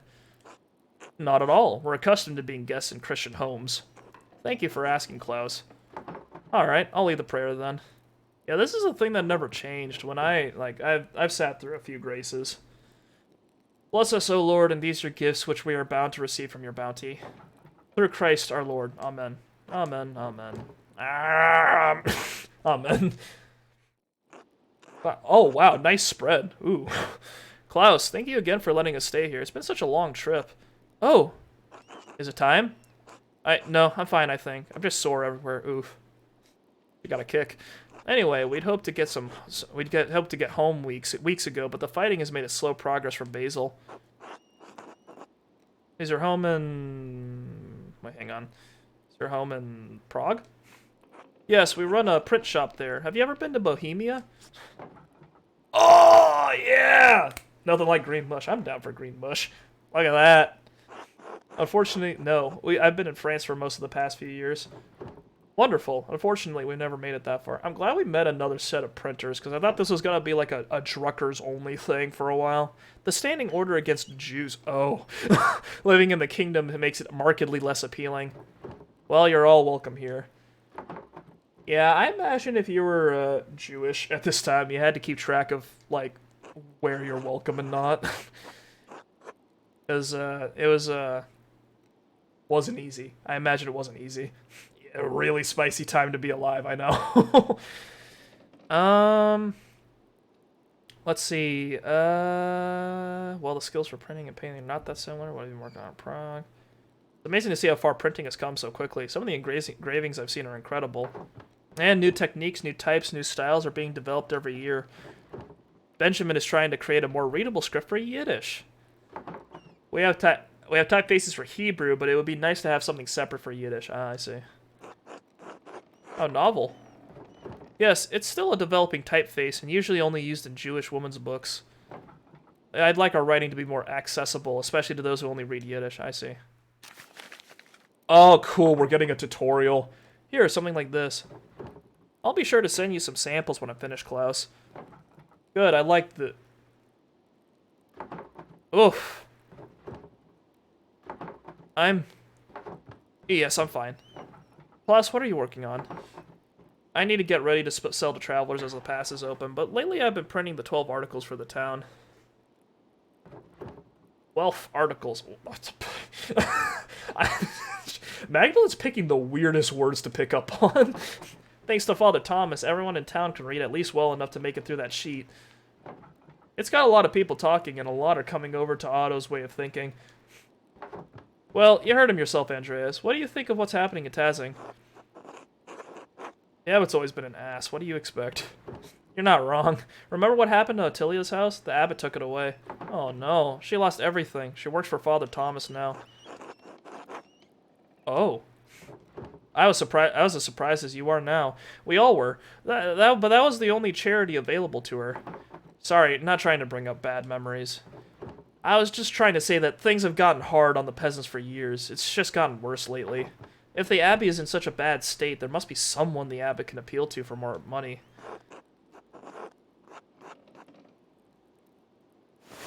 Duke of Bavaria. The title's held jointly by two brothers, Louis X and William IV. Both are working to suppress the peasant revolts. Oh dear. Who, the Pope? The Duke of Bavaria may lend him military aid, but money is unlikely. Well, then it's the abbot's problem to fix. The peasants don't need to bear the brunt of it. White bread? Oh, it's apple pie. Oh, damn. And shrooms. Okay. Alright, well, we'll get the day started with the bread. We're sympathetic to what's happening here. We saw it all throughout Swabia. Peasants are suffering. It's true, but I worry about what will happen in Tazing. Oh! Is this gonna happen, or... I'm fine. Okay. That kid's going nuts in there. Peasants are no match for soldiers of the Swabian League. The Swabian League was a military group maintained by the free imperial cities of the Holy Roman Empire. Members included nobles, knights, and hired or retained mercenaries. Oh, Jesus Christ. If a revolt happens, we're gonna get fucking slaughtered. What's the Swabian League?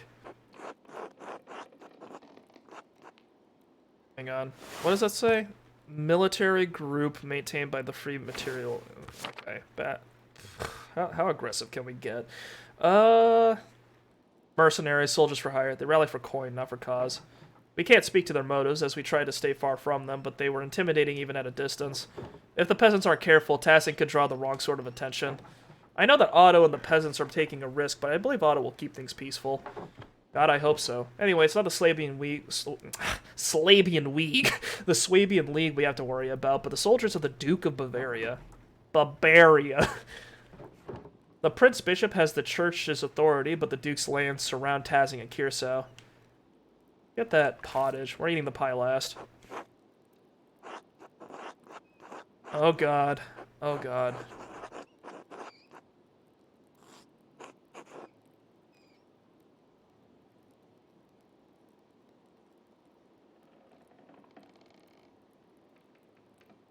Yeah, let's this one. Okay, so this one seems like we're just gonna be bringing up shit that'll make him mad, and these two sound like we're giving an excuse. So I'm gonna do this one. Klaus, I'm sorry for showing up yesterday without writing. You had every right to be angry. I've been traveling so much, I missed most of your letters, and so much time passed when I finally heard about Bert and Murray. I'm sorry. This is awkward.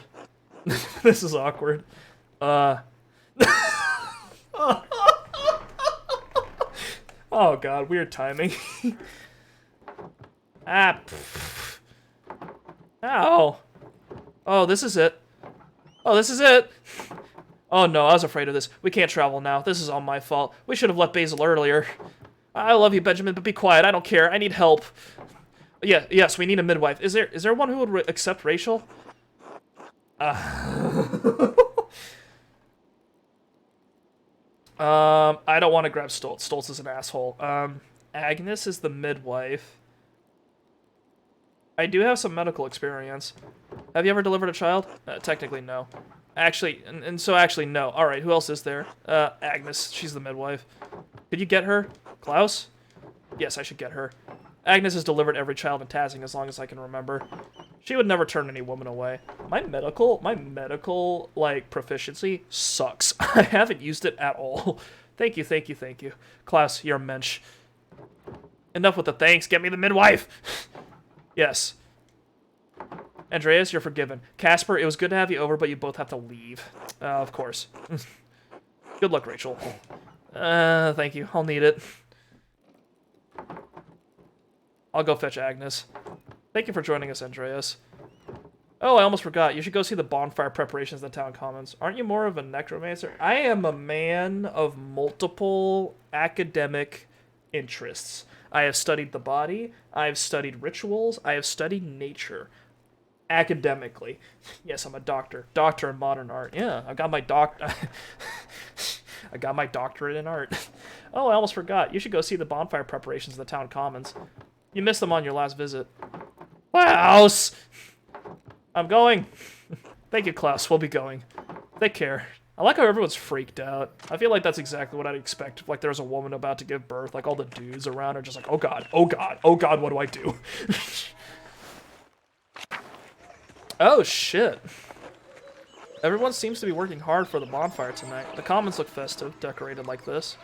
Look at all the flowers, Master, and the bonfire is huge. How's the fire coming? Those logs work out all right for you, Endris? Coming along as expected. Nearly finished with it. It's all in place, Otto. Good, good. Alright, everyone. Remember, after the bonfire tonight, we celebrate as usual. We will all gather in the woods, and the woman will collect herbs as tradition demands. Otto, the abbot has forbidden harvesting in the forest. Please, for everyone's sake, reconsider your actions. Thank you, Father, but the abbot's order goes against God's law. All his meetings are connected to free food, but he's supposed to be rich. Yeah, I think Andreas is just taking advantage of, like, the hospitality of other people, because he does get invited to these places, and they are offering to feed him. But, like, if no one wanted him over for dinner, he could just eat at the inn, probably. He cannot claim ownership over that which the Lord has, like, gave us to hold in common. I felt bad about it when we went to eat with the Druckers, because all they gave him was, like, pottage and bread and cheese, but, like, Andreas and Casper were the only ones eating bread and cheese. So I was a little... I felt a little bad about that one, because it's just like, I'm the richest guy here. Why am I taking advantage of this, you know? No, I'm sorry, Father. We'll proceed as planned.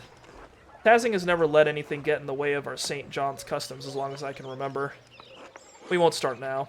And remember, tomorrow I will show you proof that as sure as the sun turns round the earth, that's how you stay rich. I guess. God and our saints are with us. Oh, hey, it's Witchlaw. Good day, Andreas. Hello, Brother Witchlaw. You look upset at Otto's announcement. Is everything alright? Otto is becoming more aggressive in his defiance of the abbot. Father Gernot will not take this news well.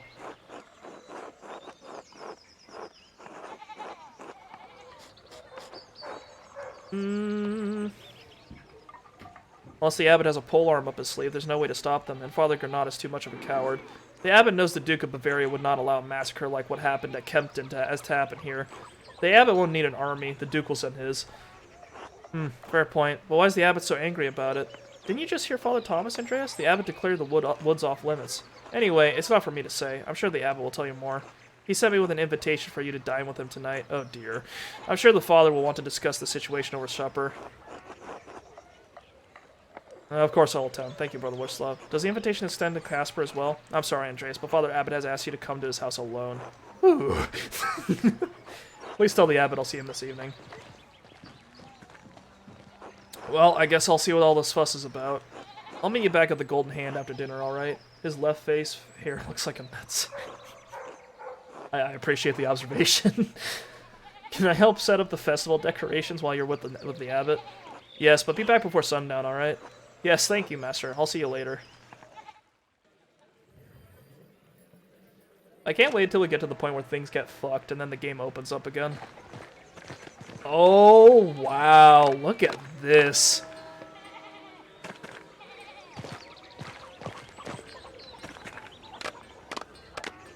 I think I saw this in like a nightmare once.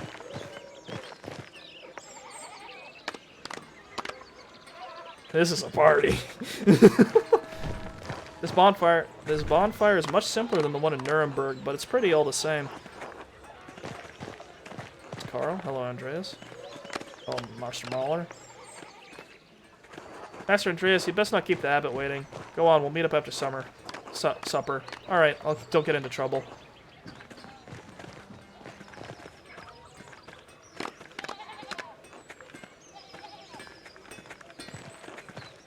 What's the holiday? It's St. John's Day. St. John's Eve, I think. That's what they're celebrating. So they're having a big feast. Do you see this guy in the back with the fucking ghost costume and the laurel on it? This is cool. I like this. Hello, Andreas. I remember playing Elden Ring, and I remember the first time I came up to one of those like little mountain villages where they have the god skinning people. You remember there's this town where there's a bunch of like old women, and they're like all dancing and like giggling and making these horrific giggling noises, and like they're like prancing around in like this this meadow. And if you walk up to them and just hang out with them for a little while, eventually they all just simultaneously just aggro on you and start fighting you for no reason. Yeah, shit was crazy. I like I was expressly forbidden from going back to the Abbey, and now I've been invited up here twice. This is what happens when you're rich, everybody. The church forgives you for all sorts of things. Where's the, so not the Old Bailey. We need to go down to the dormitory. We need to go back to, down to, the main area of the church. The cloister, there we go. And then we need to go to, not the garden, the chapter house? Oh no, wait, we're going to the abbot's house. That's right. Sorry, I've only been to a church for, weddings. So I don't really know, what all the facilities are for quite yet. But I'm reacquainting myself with all the terms. There he is. Hey there, fucker. What's up? God bless you, Andreas. I'm glad to see you received my invitation. Are you ready to eat? Yes. This guy looks so uncomfortable all the time. Good.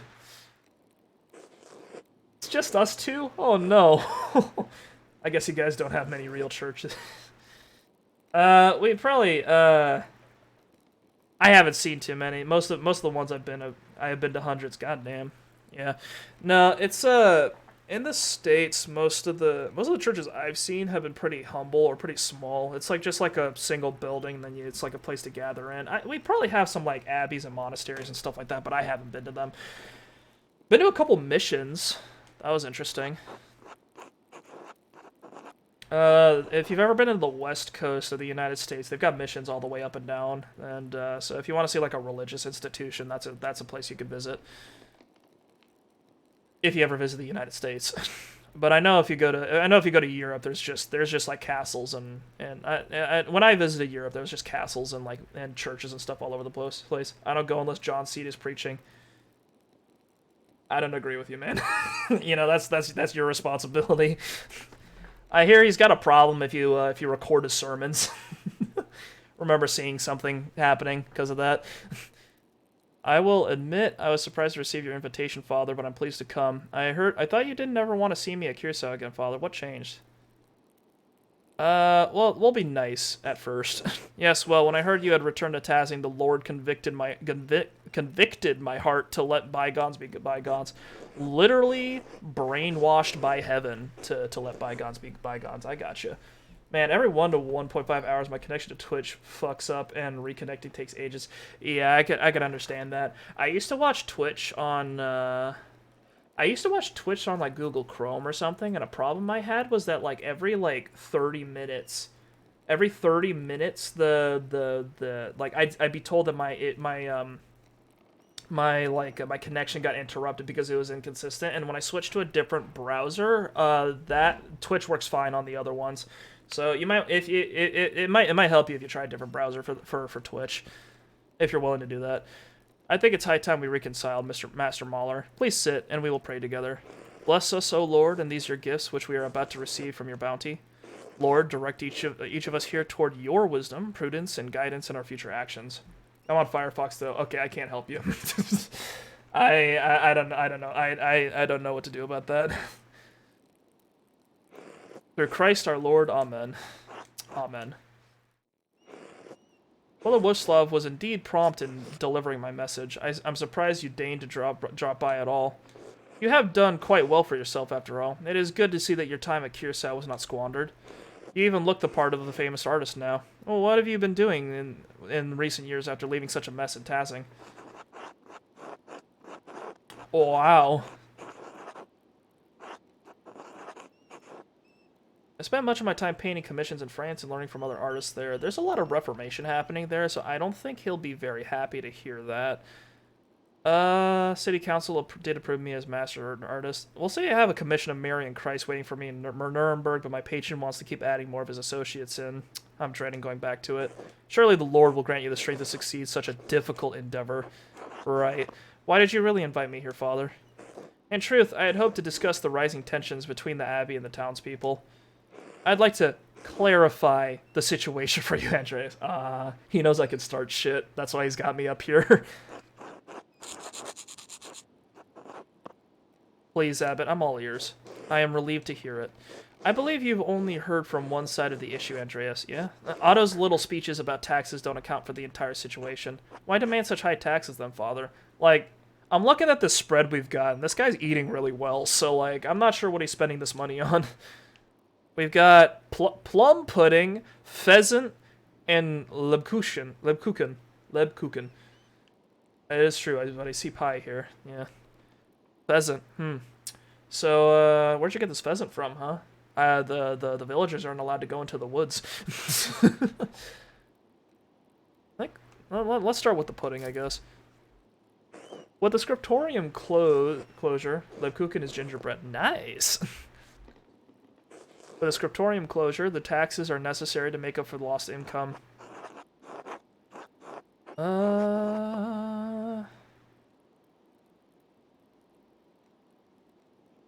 Surely there's another option. Do you really need to raise taxes so much? Brother Guy has gone over to the Abbey's expenses carefully, Andreas. Raising taxes is the best way to cover these costs.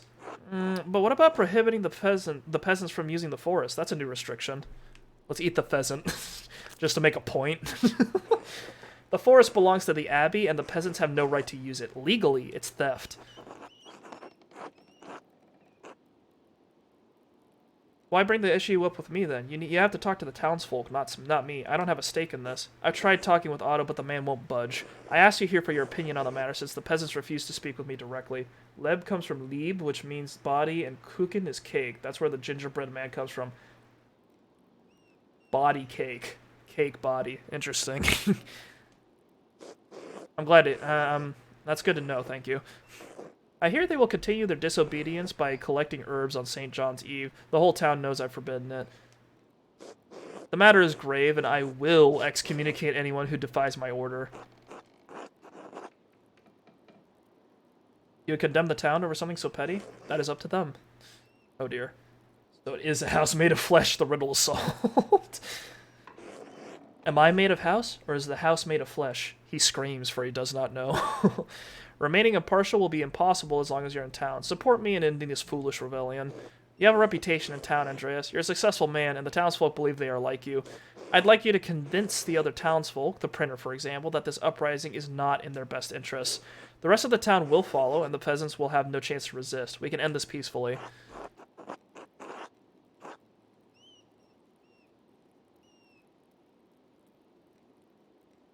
The peasants have genuine grievances. Why not talk with them and negotiate? I am a forgiving man, but Otto's stubbornness has challenged even me.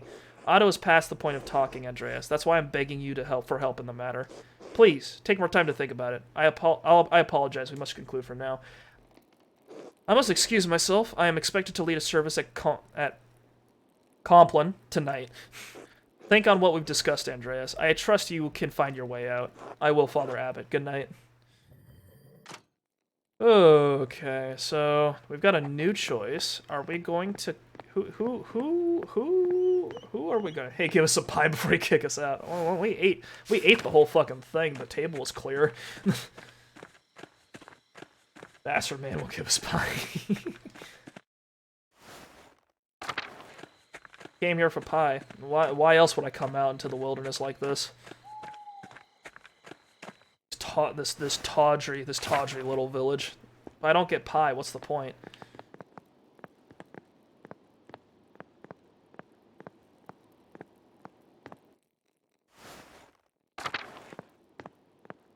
I've got a pie crust sitting in my I've got a pie crust sitting in my freezer, and like some pumpkin that I haven't used yet in one of my cupboards. So I'm hoping to make some pie sometime soon.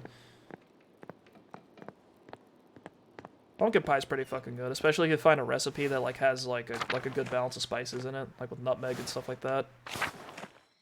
Good stuff. All right, where the fuck is Casper? Did he do something stupid? Oh, interesting. Oh, he's having fun. Nice. There's Ottilia. Well, well. Yeah, that artist, the one who lives with the Gertners, got mixed up in the wonderful killing of that rat, the Baron. I was just trying to clear my friend's name. You think I care? It's great, and the best part is most people here don't like it, so more for me. If a flood washed the abbey and all the monks into the river, I'd grab the nearest man and dance a wailer in joy. Anyway, no time to talk now, fancy man. It's time to call to the fire. Call? Andreas? No, wait. Oude Ans, Mama Perkta.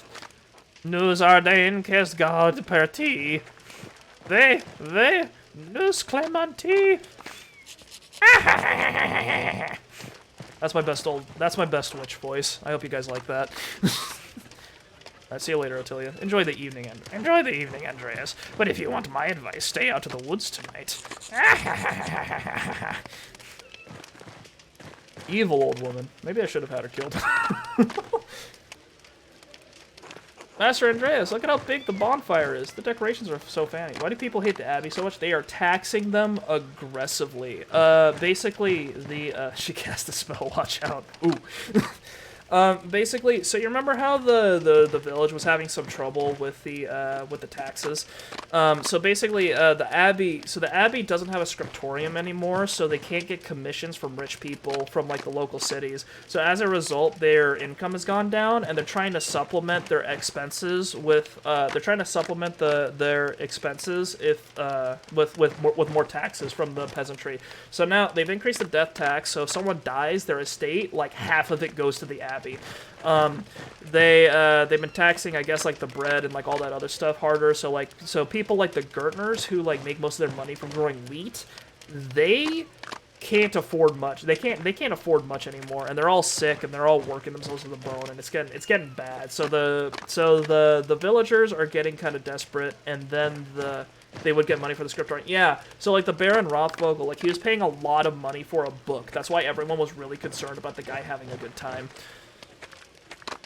Master Andreas, look at how big the bonfire is. The decorations are so fancy. The St. John's Eve Festival is a big event for Tassing. I missed it last time I was here. Haven't you ever been to a festival like this, Casper? No, I've never seen anything like this. Can I stay at the bonfire and see the costumes and watch them collect herbs, Master Muller? Please? Okay, son. Alright, but follow along and don't get in their way. I'm too tired for the festival. I think I'll just turn in for the night. Yes, I promise I won't make trouble. I'll see you tomorrow, Master. Yeah, honestly, if I had an apprentice, I'd be like, yeah, go enjoy the world, experience things. Especially since there's, like, that emotional, like, component to doing art. Andreas? Salutations, Andreas. Most wonderful to see you here. I see you two have met. What do you want with an inventor? I make all manner of mechanical contraptions filled with gears and levers and other such delights. This is an interesting foreground to have to this conversation. Andreas here is a man of the mind. Why shouldn't he find any... That's an actual typo, not an intended typo. Why shouldn't he find interest in my work? For all the use it is. The mind of the inventor exists to create, to build, to go one step further. One step further toward the garbage heap. A very inspiring thought, Baltus. Why, thank you, Master Artist. Speaking of, have you had the chance to look around town tonight? I imagine the sights could also be inspiring to your artistic mind. Tassing certainly looks cheerful with the decorations and bonfire. Indeed, look at their peasant ingenuity. Consider the bonfire itself. It is built to allow the air and the heat to flow through it at great speed, and how it roars. It's a clever piece of construction, but Otto's a clever man. It is a feat almost worthy of a university degree. These people have natural traditions. They manage to figure out many clever things without even the most cursory education. It is knowledge that hails from preceding generations, lived experience passed along the chain of time. Not quite the knowledge of a rigorously educated mind, perhaps, but nonetheless useful. You don't need a university education to be smart. Of course, you would say that. Neither of you know these people like I do. God has assigned them their place in the order of the world for a good reason. Build a big-ass fire, earn a doctorate. Isn't that like... I mean, if you did, like, combustion engineering, you could probably do something like that, right? It's like, hey, I know how to blow things up good.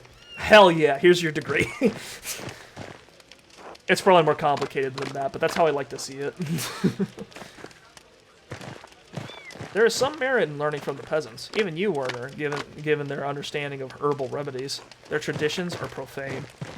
Consider the Eve of St. John, tainted by their pagan rituals. It's an affront to Christ. St. Eligius warned against precisely this nearly 1,000 years ago. St. Eligius is the patron saint of goldsmiths. Bishop of Noyon-Tournai worked tirelessly to convert the pagans of Flanders to Christianity. I see. Where'd this newfound piety come from? Don't pretend to know anything about me. I've been on the pilgrimage to Aachen. Located at the western edge of the Rhineland, Aachen is an ancient city built around thermal baths. It houses the remains of Charlemagne as well as many other relics, that's right. I have visited the Marian Shrine, is that how you pronounce that? And stood in the presence of those holy relics. An ornate golden reliquary in Aachen Cathedral. It holds the swaddling clothes and loincloth, oh baby, of Jesus, the Virgin Mary's dress, and the decapitation cloth, the decapitation cloth of John the Baptist. Wow. Birth, life, and death. Ooh. To be in the presence of St. John the Baptist beheading cloth was... That's the one he focused on, okay. St. John the Baptist beheading cloth was an experience I will never forget. John the Baptist is prophet and forerunner of Jesus Christ. As his name suggests, he was responsible for baptizing Jesus. He was beheaded at the command of Herod Antipas. Alright.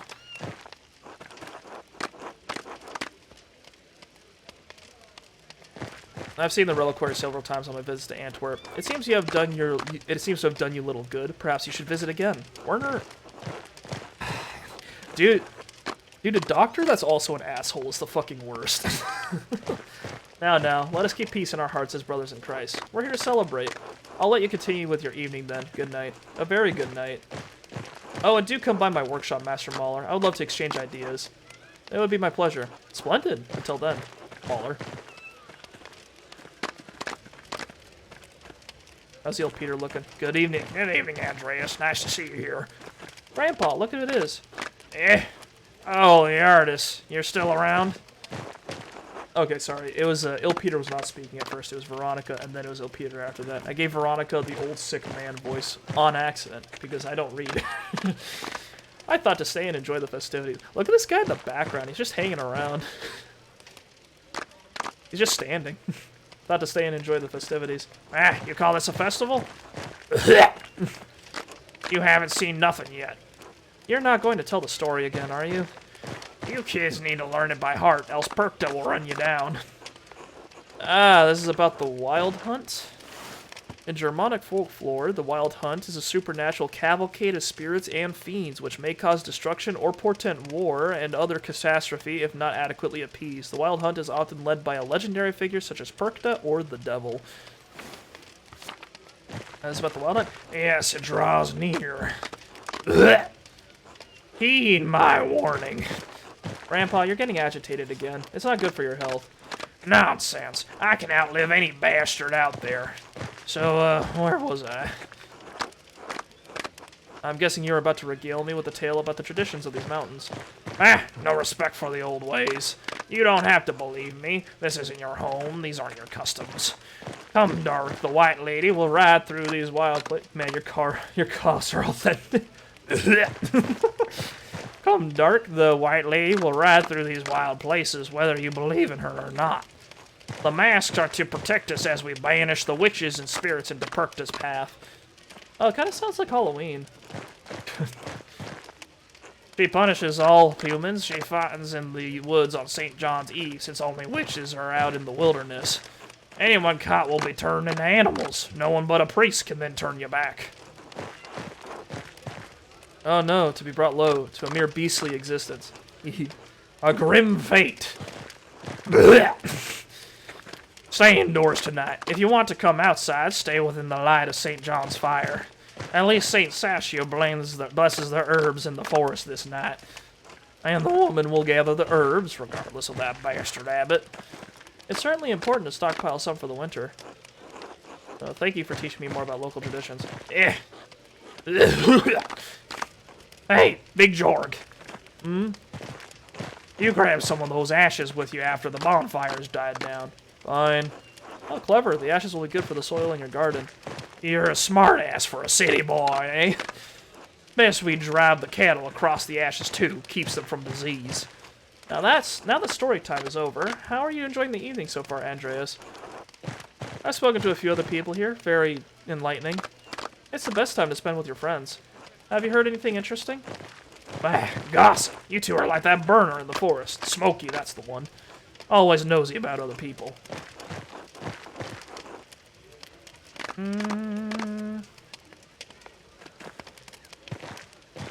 Smokey's a bit inquisitive, but he's a good man.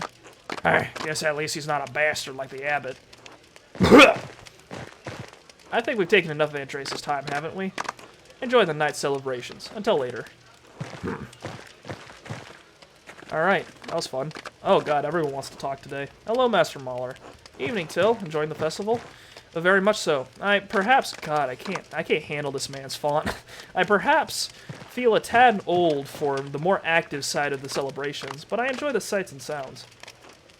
Did you know the word for the summer solstice leads back to the Romans? I thought you didn't read Latin. I've picked up a few words over the years, and I still have the mind to put two and two together. Admirable, I must admit. It's nothing, Master Mahler, mainly proverbs and the occasional word, hence, solstitium. Such as it looks at this time of year. The sun rises higher for a long time, and then it stays there before falling again. A fitting allegory for the great cosmic arc of mankind, rise and fall. What's his job? Till's, he's a shephherder. He's a shepherd. He's a sheep herder. A shepherd. That's what I meant to say. He does not herd shep. But to make up for that, dancing, leaping, songs, joy, and mirth. People do seem elated, although I don't think the same applies to Abbot or no. Or not. Otto's courting danger, I agree, going against the decrees of the Abbey like so. The festival has always had a rebellious streak of jest and mockery. I don't see it as sacred as some. Till can read, but I think he only reads like certain languages, which is why he's got like a unique font. So it's like well decorated, but it's not. It loops a bit more than like most of the other people. I guess is how I'd see it.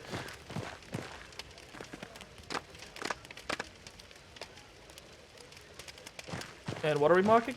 The fools of the community, most like. Those vices folks get up to, especially those more important than us peasants. Overall, I think it brings people together. I wish I could read more about all this. Well, with the Abbey selling books from their library, I hoped I could get some for myself, but it proved to be far too expensive. It's pretty much what I learned in school. Oh, neat. Plus, and his printings have proven to be of more use and a fair bit cheaper. Yeah, the writing, I only learned, that's why nobody can read her handwriting. Oh, that's funny. Yeah, I only learned like print and like basic cursive, so I didn't learn any cool fonts because it just didn't seem important. Have you come across any interesting tales? I have indeed, Master Mahler. Oh, or I didn't quite understand everything. The text was in Latin. It was by a Roman named Strabo, and it was about geography. That's why I noticed it. I don't believe I've had the chance to read anything by him.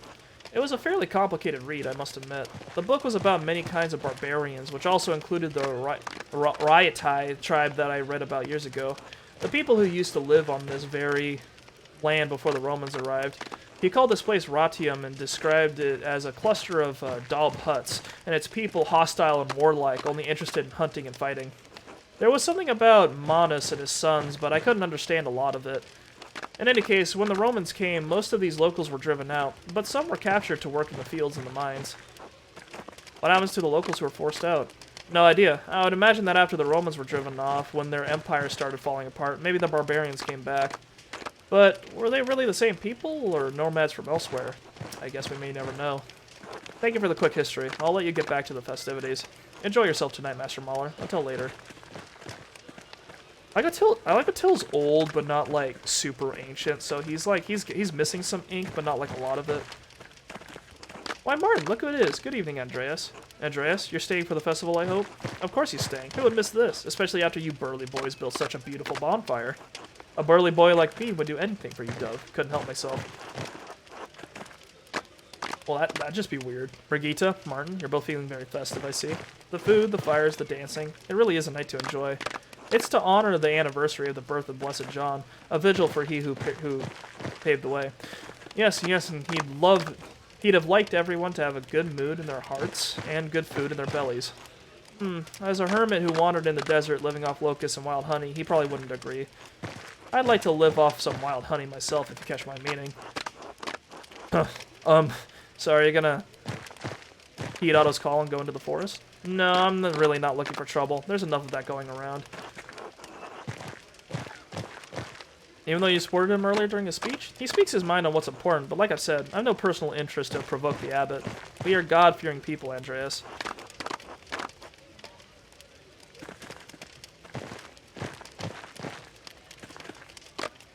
I'm glad you're being sensible. Not that I'm happy about the situation, but the celebrations are enough for us. We will dance until our legs begin to waver, right, Martin? Would not miss it for the world. That's delightful. I hope you have a great evening. You as well, Andreas. Until later. Okay. Oh my god. Evening, Andreas. Say, how do you like the bonfire? We built it nice this year, big and sturdy. It's a fine setup, Carl. Excellent work. I know we can't compare to where you come from, but we still give it our all in celebration of the light who prepared the way for our Lord. Anton, you remember Andreas Mahler, the master artist? Yeah, I've seen him around town. Son, be polite. Hello, Master Mahler. How are you? I am well, thank you, young man. Anton's a good boy, let me tell you. A bit of a rascal, as you can see, but he's got a good head and a good heart. Likes to hide it, though. Dad, will you stop? Easy to rile you up, just like your mother. So what do you think of the festival, Anton? It's fine, I guess. I like the fires when they're lit. The mountains get to twinkle like the stars. I don't like when people get drunk and rowdy as the night goes on. They get into fights and all. Oh, anyone in particular? Well, not as much lately, but Martin used to get in trouble. Anton's got a good eye. Martin's been a solid fellow once he came back, but he sometimes drinks too much. He's calmed down lately. You know, he used to be kind of a shit. Language boy. God doesn't look kindly on blaspheming. But those are your words, Dad. Best you don't quote me, quote the scripture instead. It's better for your soul. No, don't listen to the old man, Anton. Have fun, enjoy life, curse all you want. Wink. Now, Andreas, don't you try to get the boy into any trouble. Fucking God. You think I'm strict. You should see what his mother will do if he catches Anton cursing. Haha. And how is Helena? Is she not attending the bonfire? She'll join us later. She went with Martha to dip their toes into the stream and to pick some flowers for the garlands and wreaths. It's important to hold to traditions. You are right, especially with the times we're having. Besides, maybe Martha and Helena will come across the blossom of a fern out there. Haha. What's so funny about that? Ferns don't flower. That means no power to speak with animals for you, boy. Don't worry, Anton. You can always get a garland with St. John's wort to ward off any demons and evil spirits. Yeah, got that, Anton? Make sure to keep your eyes open for those spirits walking the earth tonight. Evil spirits and demons? I've never seen any myself. And you won't have to if we're careful, my boy. The bonfire will frighten them off with the help of the Lord. That's why we have the feasts and celebrations. Well, I'll let you get back to it then. It was a pleasure. Until later, Andreas. Bye. Alright, I think that's everyone. I think we've talked to everybody, so that'd be good. There's Ursula. She's still out, despite the fact that she should be resting, because I don't want to see her die due to disease. That girl needs to recover, for my sake, for everyone's sake.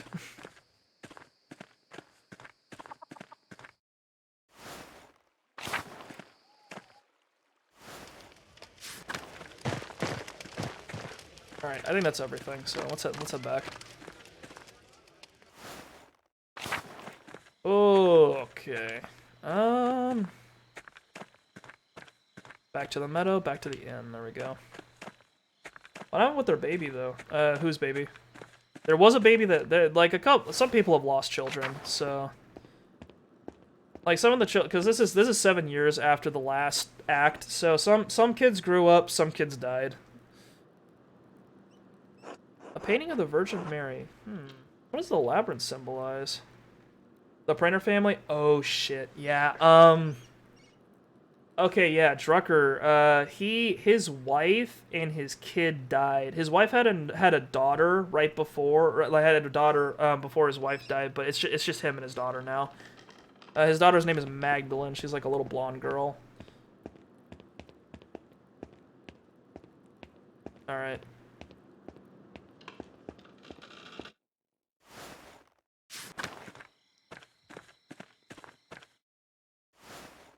Pretty sad, especially since I mean, Klaus and the pregnant woman. Yeah. The pregnant woman had her baby, but the pregnant woman died, and then the other kid died.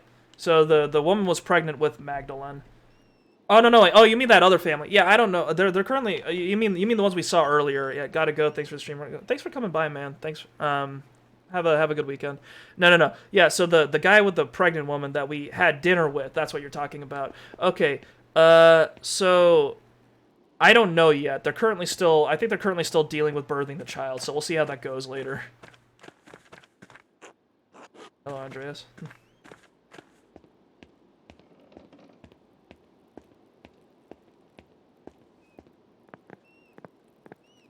That Latchnet guy's got me a little nervous. I'm curious what what the deal's gonna be with him.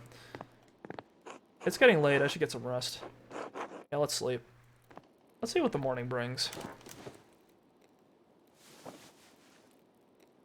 It's a shame we never got to like talk to Andreas's wife. Although it sounds like they don't have a great relationship. So someone is going to die. Oh, absolutely. Oh baby, we're going back. Back to Crazy Town. Let's do it. How things been? What's going on in Andreas's brain? Oh yeah, we're back in the labyrinth.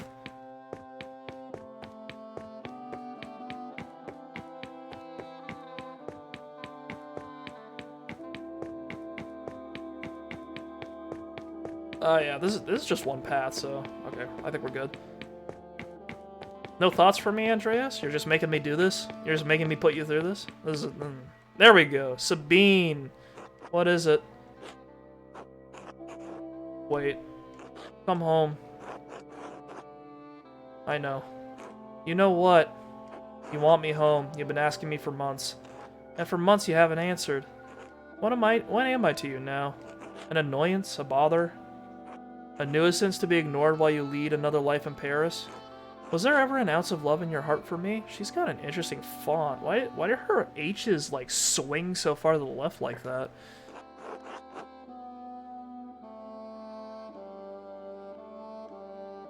Of course there was, but no longer.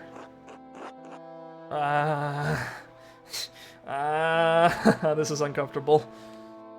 Fine. Go back to your little schemes, the only things that make you happy. This house is so lovely without him. Stop. Your presence would only amplify the grief. Stop!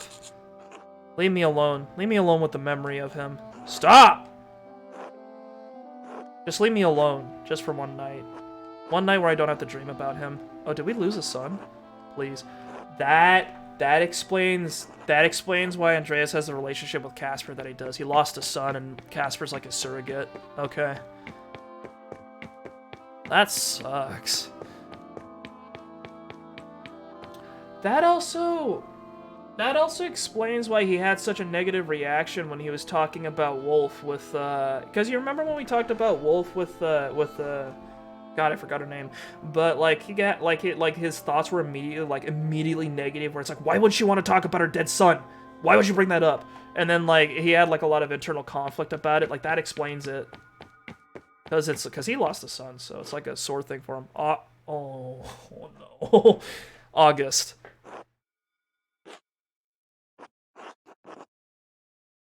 Hello, August.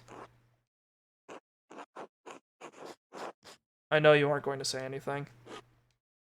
You never say anything. This is such a rough time for everyone, honestly. Andres isn't giving himself enough credit for his struggles. Well, he's surrounded by people who are, like, have, like, existential problems, even though, like, Andreas is dealing with more than, like, he's dealing with a lot. Like, he's dealing with a lot of bullshit, but he's talking to people that are, like, also dealing with a lot of bullshit, so it's, like, really awkward whenever he tries to bring up his own problems, because he wants to vent, clearly, where he's like, these are my problems, I'm fucking, like, dying here, and then he's like, and then, like, other people are like, oh yeah? You're fucking rich. I can't afford to eat. So it's bad, yeah. I'm sorry I couldn't do anything for you. I'm so tired, August. You get tired where you are? Last time I saw you, I said goodnight to you. I couldn't come to the bed, so I stood in the doorway. I just stood in the dark. You didn't say anything back, so I said it again. I don't know how long I stood there, but he gets to eat cake and cheese and stuff. Yeah, he's got that going for him at least. I don't know how long I stood there, just waiting for you to say goodnight. You still look the same age to me. I wonder if I'll ever forget your face. Do I remember your mother as she is? Or am I just thinking of some perversion of Daniel's portrait? You ever picture someone clearly if you love them? I loved you, little boy. Oh, Jesus Christ. I loved you so much. Sometimes I wish I could die so I wouldn't feel it anymore. But I can't. So I retrace my steps every night.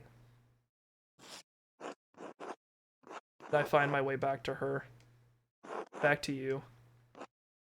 I love you, August. Good night. This is rough, buddy. This isn't great. Oh no. What happened to this place? Where's Prester John? What happened to Grobian? His dudes are all over the place. Where is Socrates and Saint Grobian? Grobian wasn't on the Ship of Fools. I see what has happened now. Her name's Melancholia. Oh, it's a different person. Won't you answer me? No thoughts for Beatrice? You are Beatrice, aren't you? Once. I was a voice of caution, of prudence. And now? More and less than caution. The ache of doubt that stiffens to paralysis. Paralysis that breeds despair. Melancholia. What happened to the others? What happens to you happens to us. The foundations of the city are still moored within the ocean of your mind. Its court does not rule your mind. Your mind rules the court. Once reason, curiosity, and the foolishness of youth dwelt under the aegis of your intellect. I am all that remains, the melancholy of life's autumn. But it is only June. Wit can't save you from your own mind, Andreas. What can? A course other than the one you have already run. Another course? I'm 33. I have a wife, a workshop, clients across the Empire. And it's brought you here, Andreas Mahler. What am I supposed to do about it now? Change your life. Wait, I shouldn't be here. I needed to help someone. Is Casper alright? Ah, so your thoughts aren't entirely turned inward. There is still something in you that cares for others in spite of your melancholy. Perhaps there is still hope for us. Wake up, Andreas.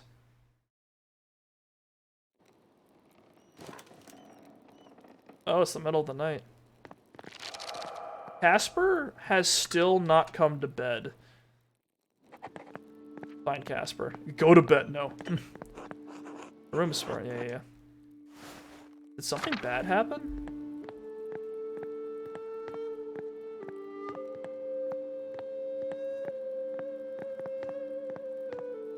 Party hard. That kid's fucking getting blasted somewhere.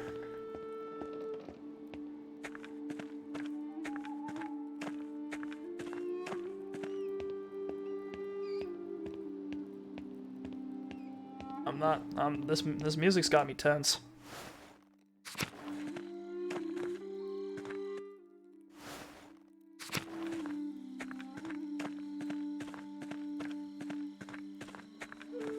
Central Town, Town Commons. Is this some kind of horror game? No, it's a mystery. It's a medieval mystery. Have you seen Casperado? Hello, Andreas. Enjoying the bonfire? Your costume looks just like a fancy night dress. This is my nitrous auto. I woke up and Casper was gone. Have you seen him? Yeah, I remember what Casper looks like. Thank you, video game. No, I haven't seen the boy tonight. A group of townspeople went into the forest to collect herbs, though. He might see if he wandered off with them. Enjoy the festival while you're at it, Andreas. We're showing the abbot what for. Alright. It is very interesting. I'm having a good time. I'm learning a lot. I need to go into the woods to find my lost apprentice boy, who I have used as a surrogate for my son that died due to plague. We're having a great time.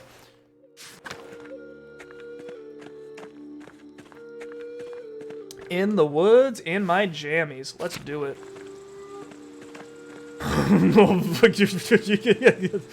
Oh shit.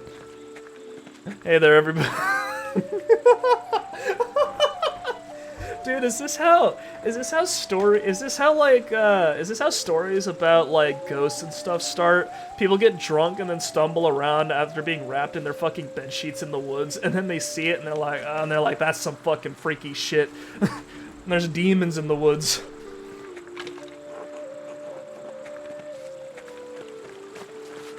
Someone here's just got a bush for a face. Look at this person. This guy's got like a basket cover. Trying to Saint Satya, maybe? Oh, there's Casper. Oh, we can't go back. Oh? Master Andreas, what are you doing out here? Casper, thank God. I was worried when you didn't come back. Where have you been? I was at the bonfire with Killian, but I heard a ruckus from deeper in the woods. Oh, another kid. But I heard a ruckus from deeper in the woods. I left to go see what it was. Father Granat, what are you doing out here? I was chasing one of the townsfolk, but lost track of the costumed buffoon. The forest is off limits. I'll figure out who's breaking the rules and excommunicate them myself. Oh shit. What was that? Someone is screaming in town. They're really taking this nonsense too far this year. Let's go back to town and see what's happened. Alright, some dude ran off to the woods, but I don't know who the fuck that was. Oh! Someone with a bird face. What'd they drop? Huh, I've never seen these flowers before. I wonder where they found them. Who's that running off anyway? It's too hard to tell who's who in those stupid costumes. We can worry about that later. Let's check on the town first. Granat's big man. He's like... Oh! Jesus Christ. Dead. Yes, I'm afraid so. Otto fucking died. Someone released the rope. The platform crushed him. What? How did this happen? Baltus and Lenhart and I heard the crash and stepped outside to see what had happened. That's bad, yeah. Oh, right. And then we saw a figure in a costume rushing off from the rat house. It must have been whoever released the rope. And what were you doing during all this, Lenhart? Enjoying a light meal with these gentlemen. Ah, what a shame you can't blame me for this, Peter. Casper, look to see if Otto had a note. Huh? Do it! Wait, why are you making Casper do it? Why can't I be the one that does it? No, Master, there's nothing. Are you certain? What were you expecting? I'm not sure.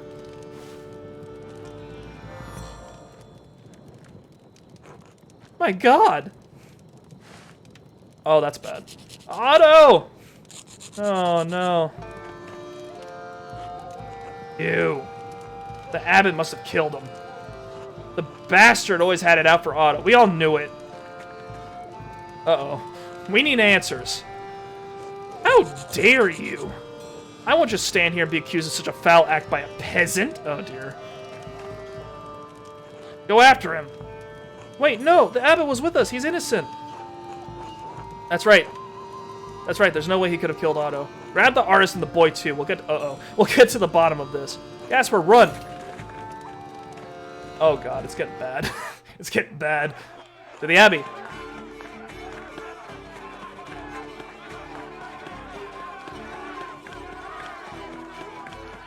Up we go. Big Shork, no. This isn't how I wanted it to go.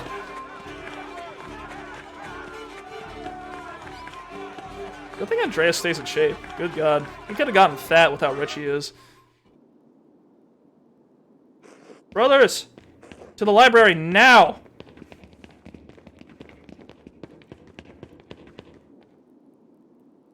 They ran through the church this way. Oh God, something's gonna catch on fire.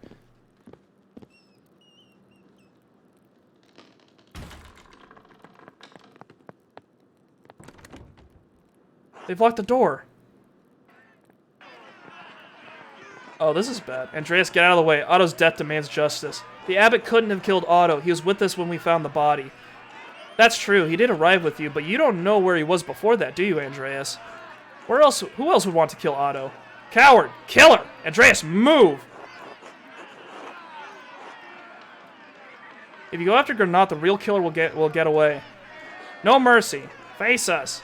He's a monster. If those monks don't come out, we'll set fire to the whole place and cook. Oh, Jesus Christ. You've all gone mad.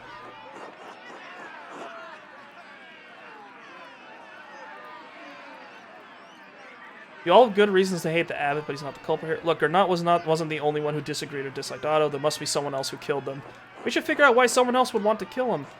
Fine, damn it. You've got one day to find whoever you think is the real killer, Andreas. Otherwise, we will come back for the abbot.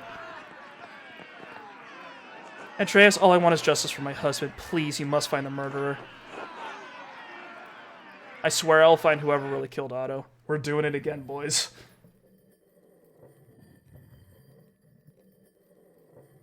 I missed the whole morning? Oh no. The peasants are really convinced that Quadrata killed Otto, but it was impossible. Peter's temper got in the way. The abbot is an easy target because he was at odds with Otto and his cause. Master, Peter was furious. He's only giving you a day to find the murderer. Why'd you even agree to find who really killed Otto anyway? You didn't have to get involved this time. Why do it again? Andreas, you missed the entire day. You're screwed.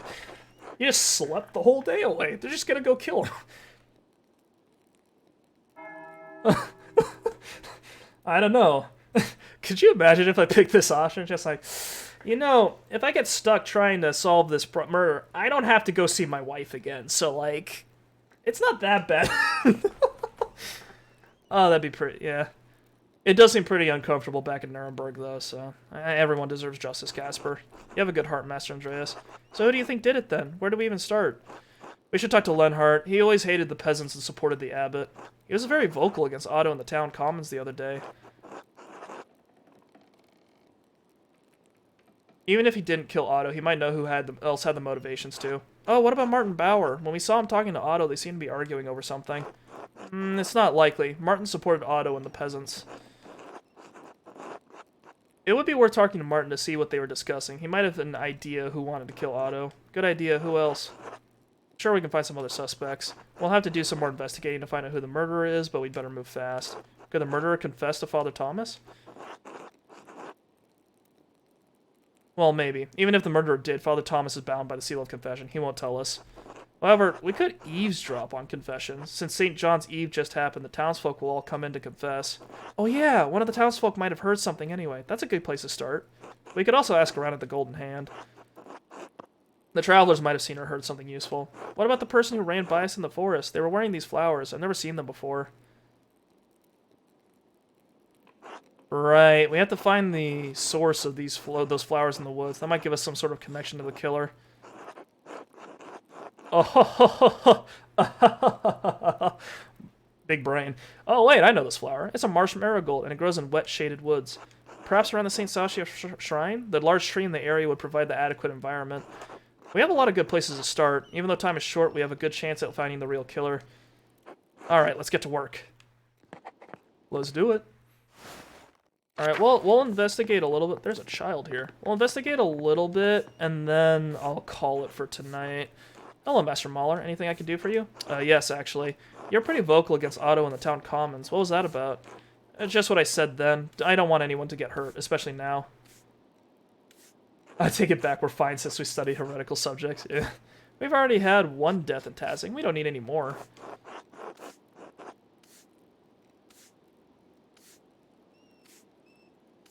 What about the plight of the peasants? They're dying too. I feel for the peasants, truly, but their coin won't keep our doors open. My husband and I need to make a living.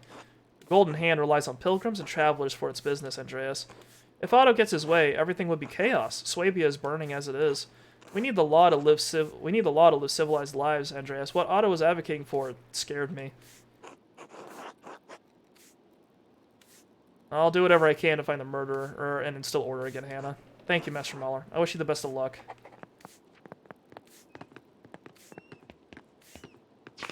Alright, so we've got some leads. So, here's our boy. Originally from, wandered around Flanders, lives in Nuremberg, spent some time in France. He's a rapscallion. He studied medicine, occultist, heavens and earth, and we nourished our mystical spirit while we were away. Andreas has absorbed some concepts of Christian mysticism via the heretical book he found in Cursow's scriptorium. He's continued his studies with other translated texts as he has found them. Very cool. So we got another murder. We need to investigate. Speak with Father Thomas to see about the St. John's Day confessions. The townspeople will be coming in to confess their sins. I should also visit Leonhard Muller. He's heavily invested in what's happening. He must know something. I can ask around the Golden Hand to learn about what the burghers have heard from locals and travelers. I also need to search the forest to find flowers that drop from the figure that ran past us. So we're looking for marshmallow golds. Marshmallow gold grows in wet, shaded woods. Look for that in the St. Sasha Shrine. Need to speak to Nico Berger at the Golden Hand and see if he or his family have heard anything from people around town of Otto's death. I can find his land house in the meadows just outside town. And that's us talking to Muller. Joshua, God bless you. Killian. Nico. Master Mahler, is there anything I can do for you? Nico, have you heard anyone in here talking about Otto's murder? Not just talking about it, but, you know. Yeah, you know. Exactly. Like they had something to do with it? Oh, no. I think I'd remember something like that. Then again, I try not to eavesdrop on conversations. I don't want to get yelled at worse. God damn it. He's too polite. He doesn't have hot goss. What the fuck? But maybe you could find more luck talking to people. Beer always tends to loosen people's lips. Buy a round for everyone and you can have the run of the place. You'll be here for a while though. Interesting idea. Maybe later. Until then. Okay, so we can buy a round of beer at the tavern. There's Samuel, who still scares me. Damn it, he's a respectful barkeep. I need a nosy bitch, and he didn't provide me what I needed.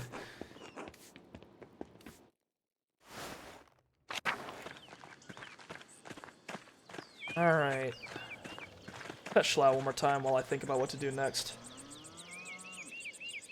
I guess we'll check out the woods first. Might see if we can pick up some clues around there. I want to see if we can get any information that doesn't require passing time before we start making decisions that actually do pass time. That's kind of how I approach Persona. That for luck. Aw, yeah. Usually when I play like games that have a time thing like Persona, I generally... Master, I think I see an opening behind these trees that leads to a deeper area of the forest. Could this be where that mysterious costume figure ran when Otto was murdered? Would you see where it leads? It could take a while, though. We'll come back when we have more time. Gotcha.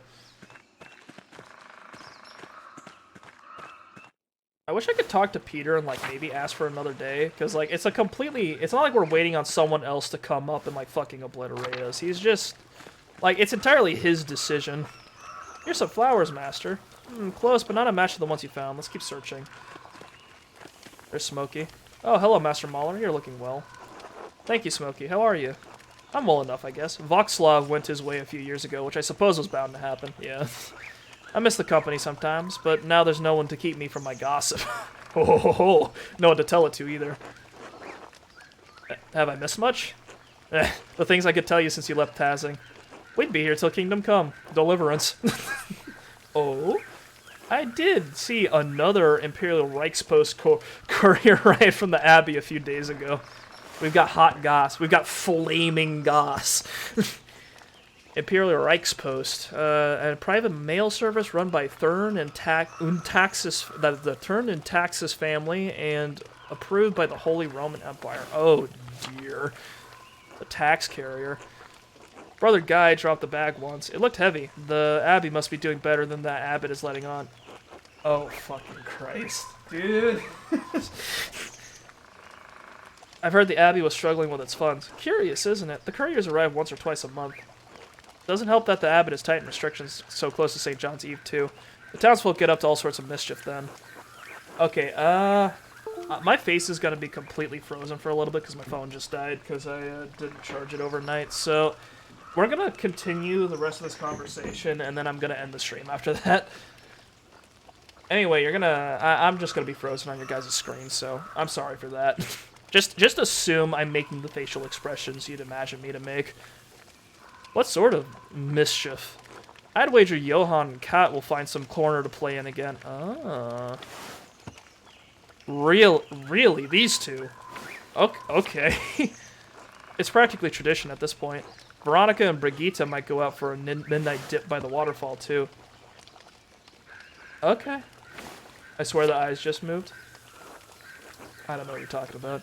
They've been swimming out there for years. Now everyone's getting clever, trying to stay out from the abbot's eye. Rightly so. He's an ass. Didn't I see... You seem very serious. I'm taking this very seriously. I didn't see you in the town commons during Otto's speech. Aren't you standing with the peasants? Well, their cause doesn't really affect me, does it? I'm as worried as anyone about soldiers rushing through here, but the new taxes and restrictions don't bother me. I understand why they're upset, but I've been doing fine out here with less than they have. Nothing will change for me if they get their way. I see. Oh well, enough of that. Thanks for stopping by, Master Mahler.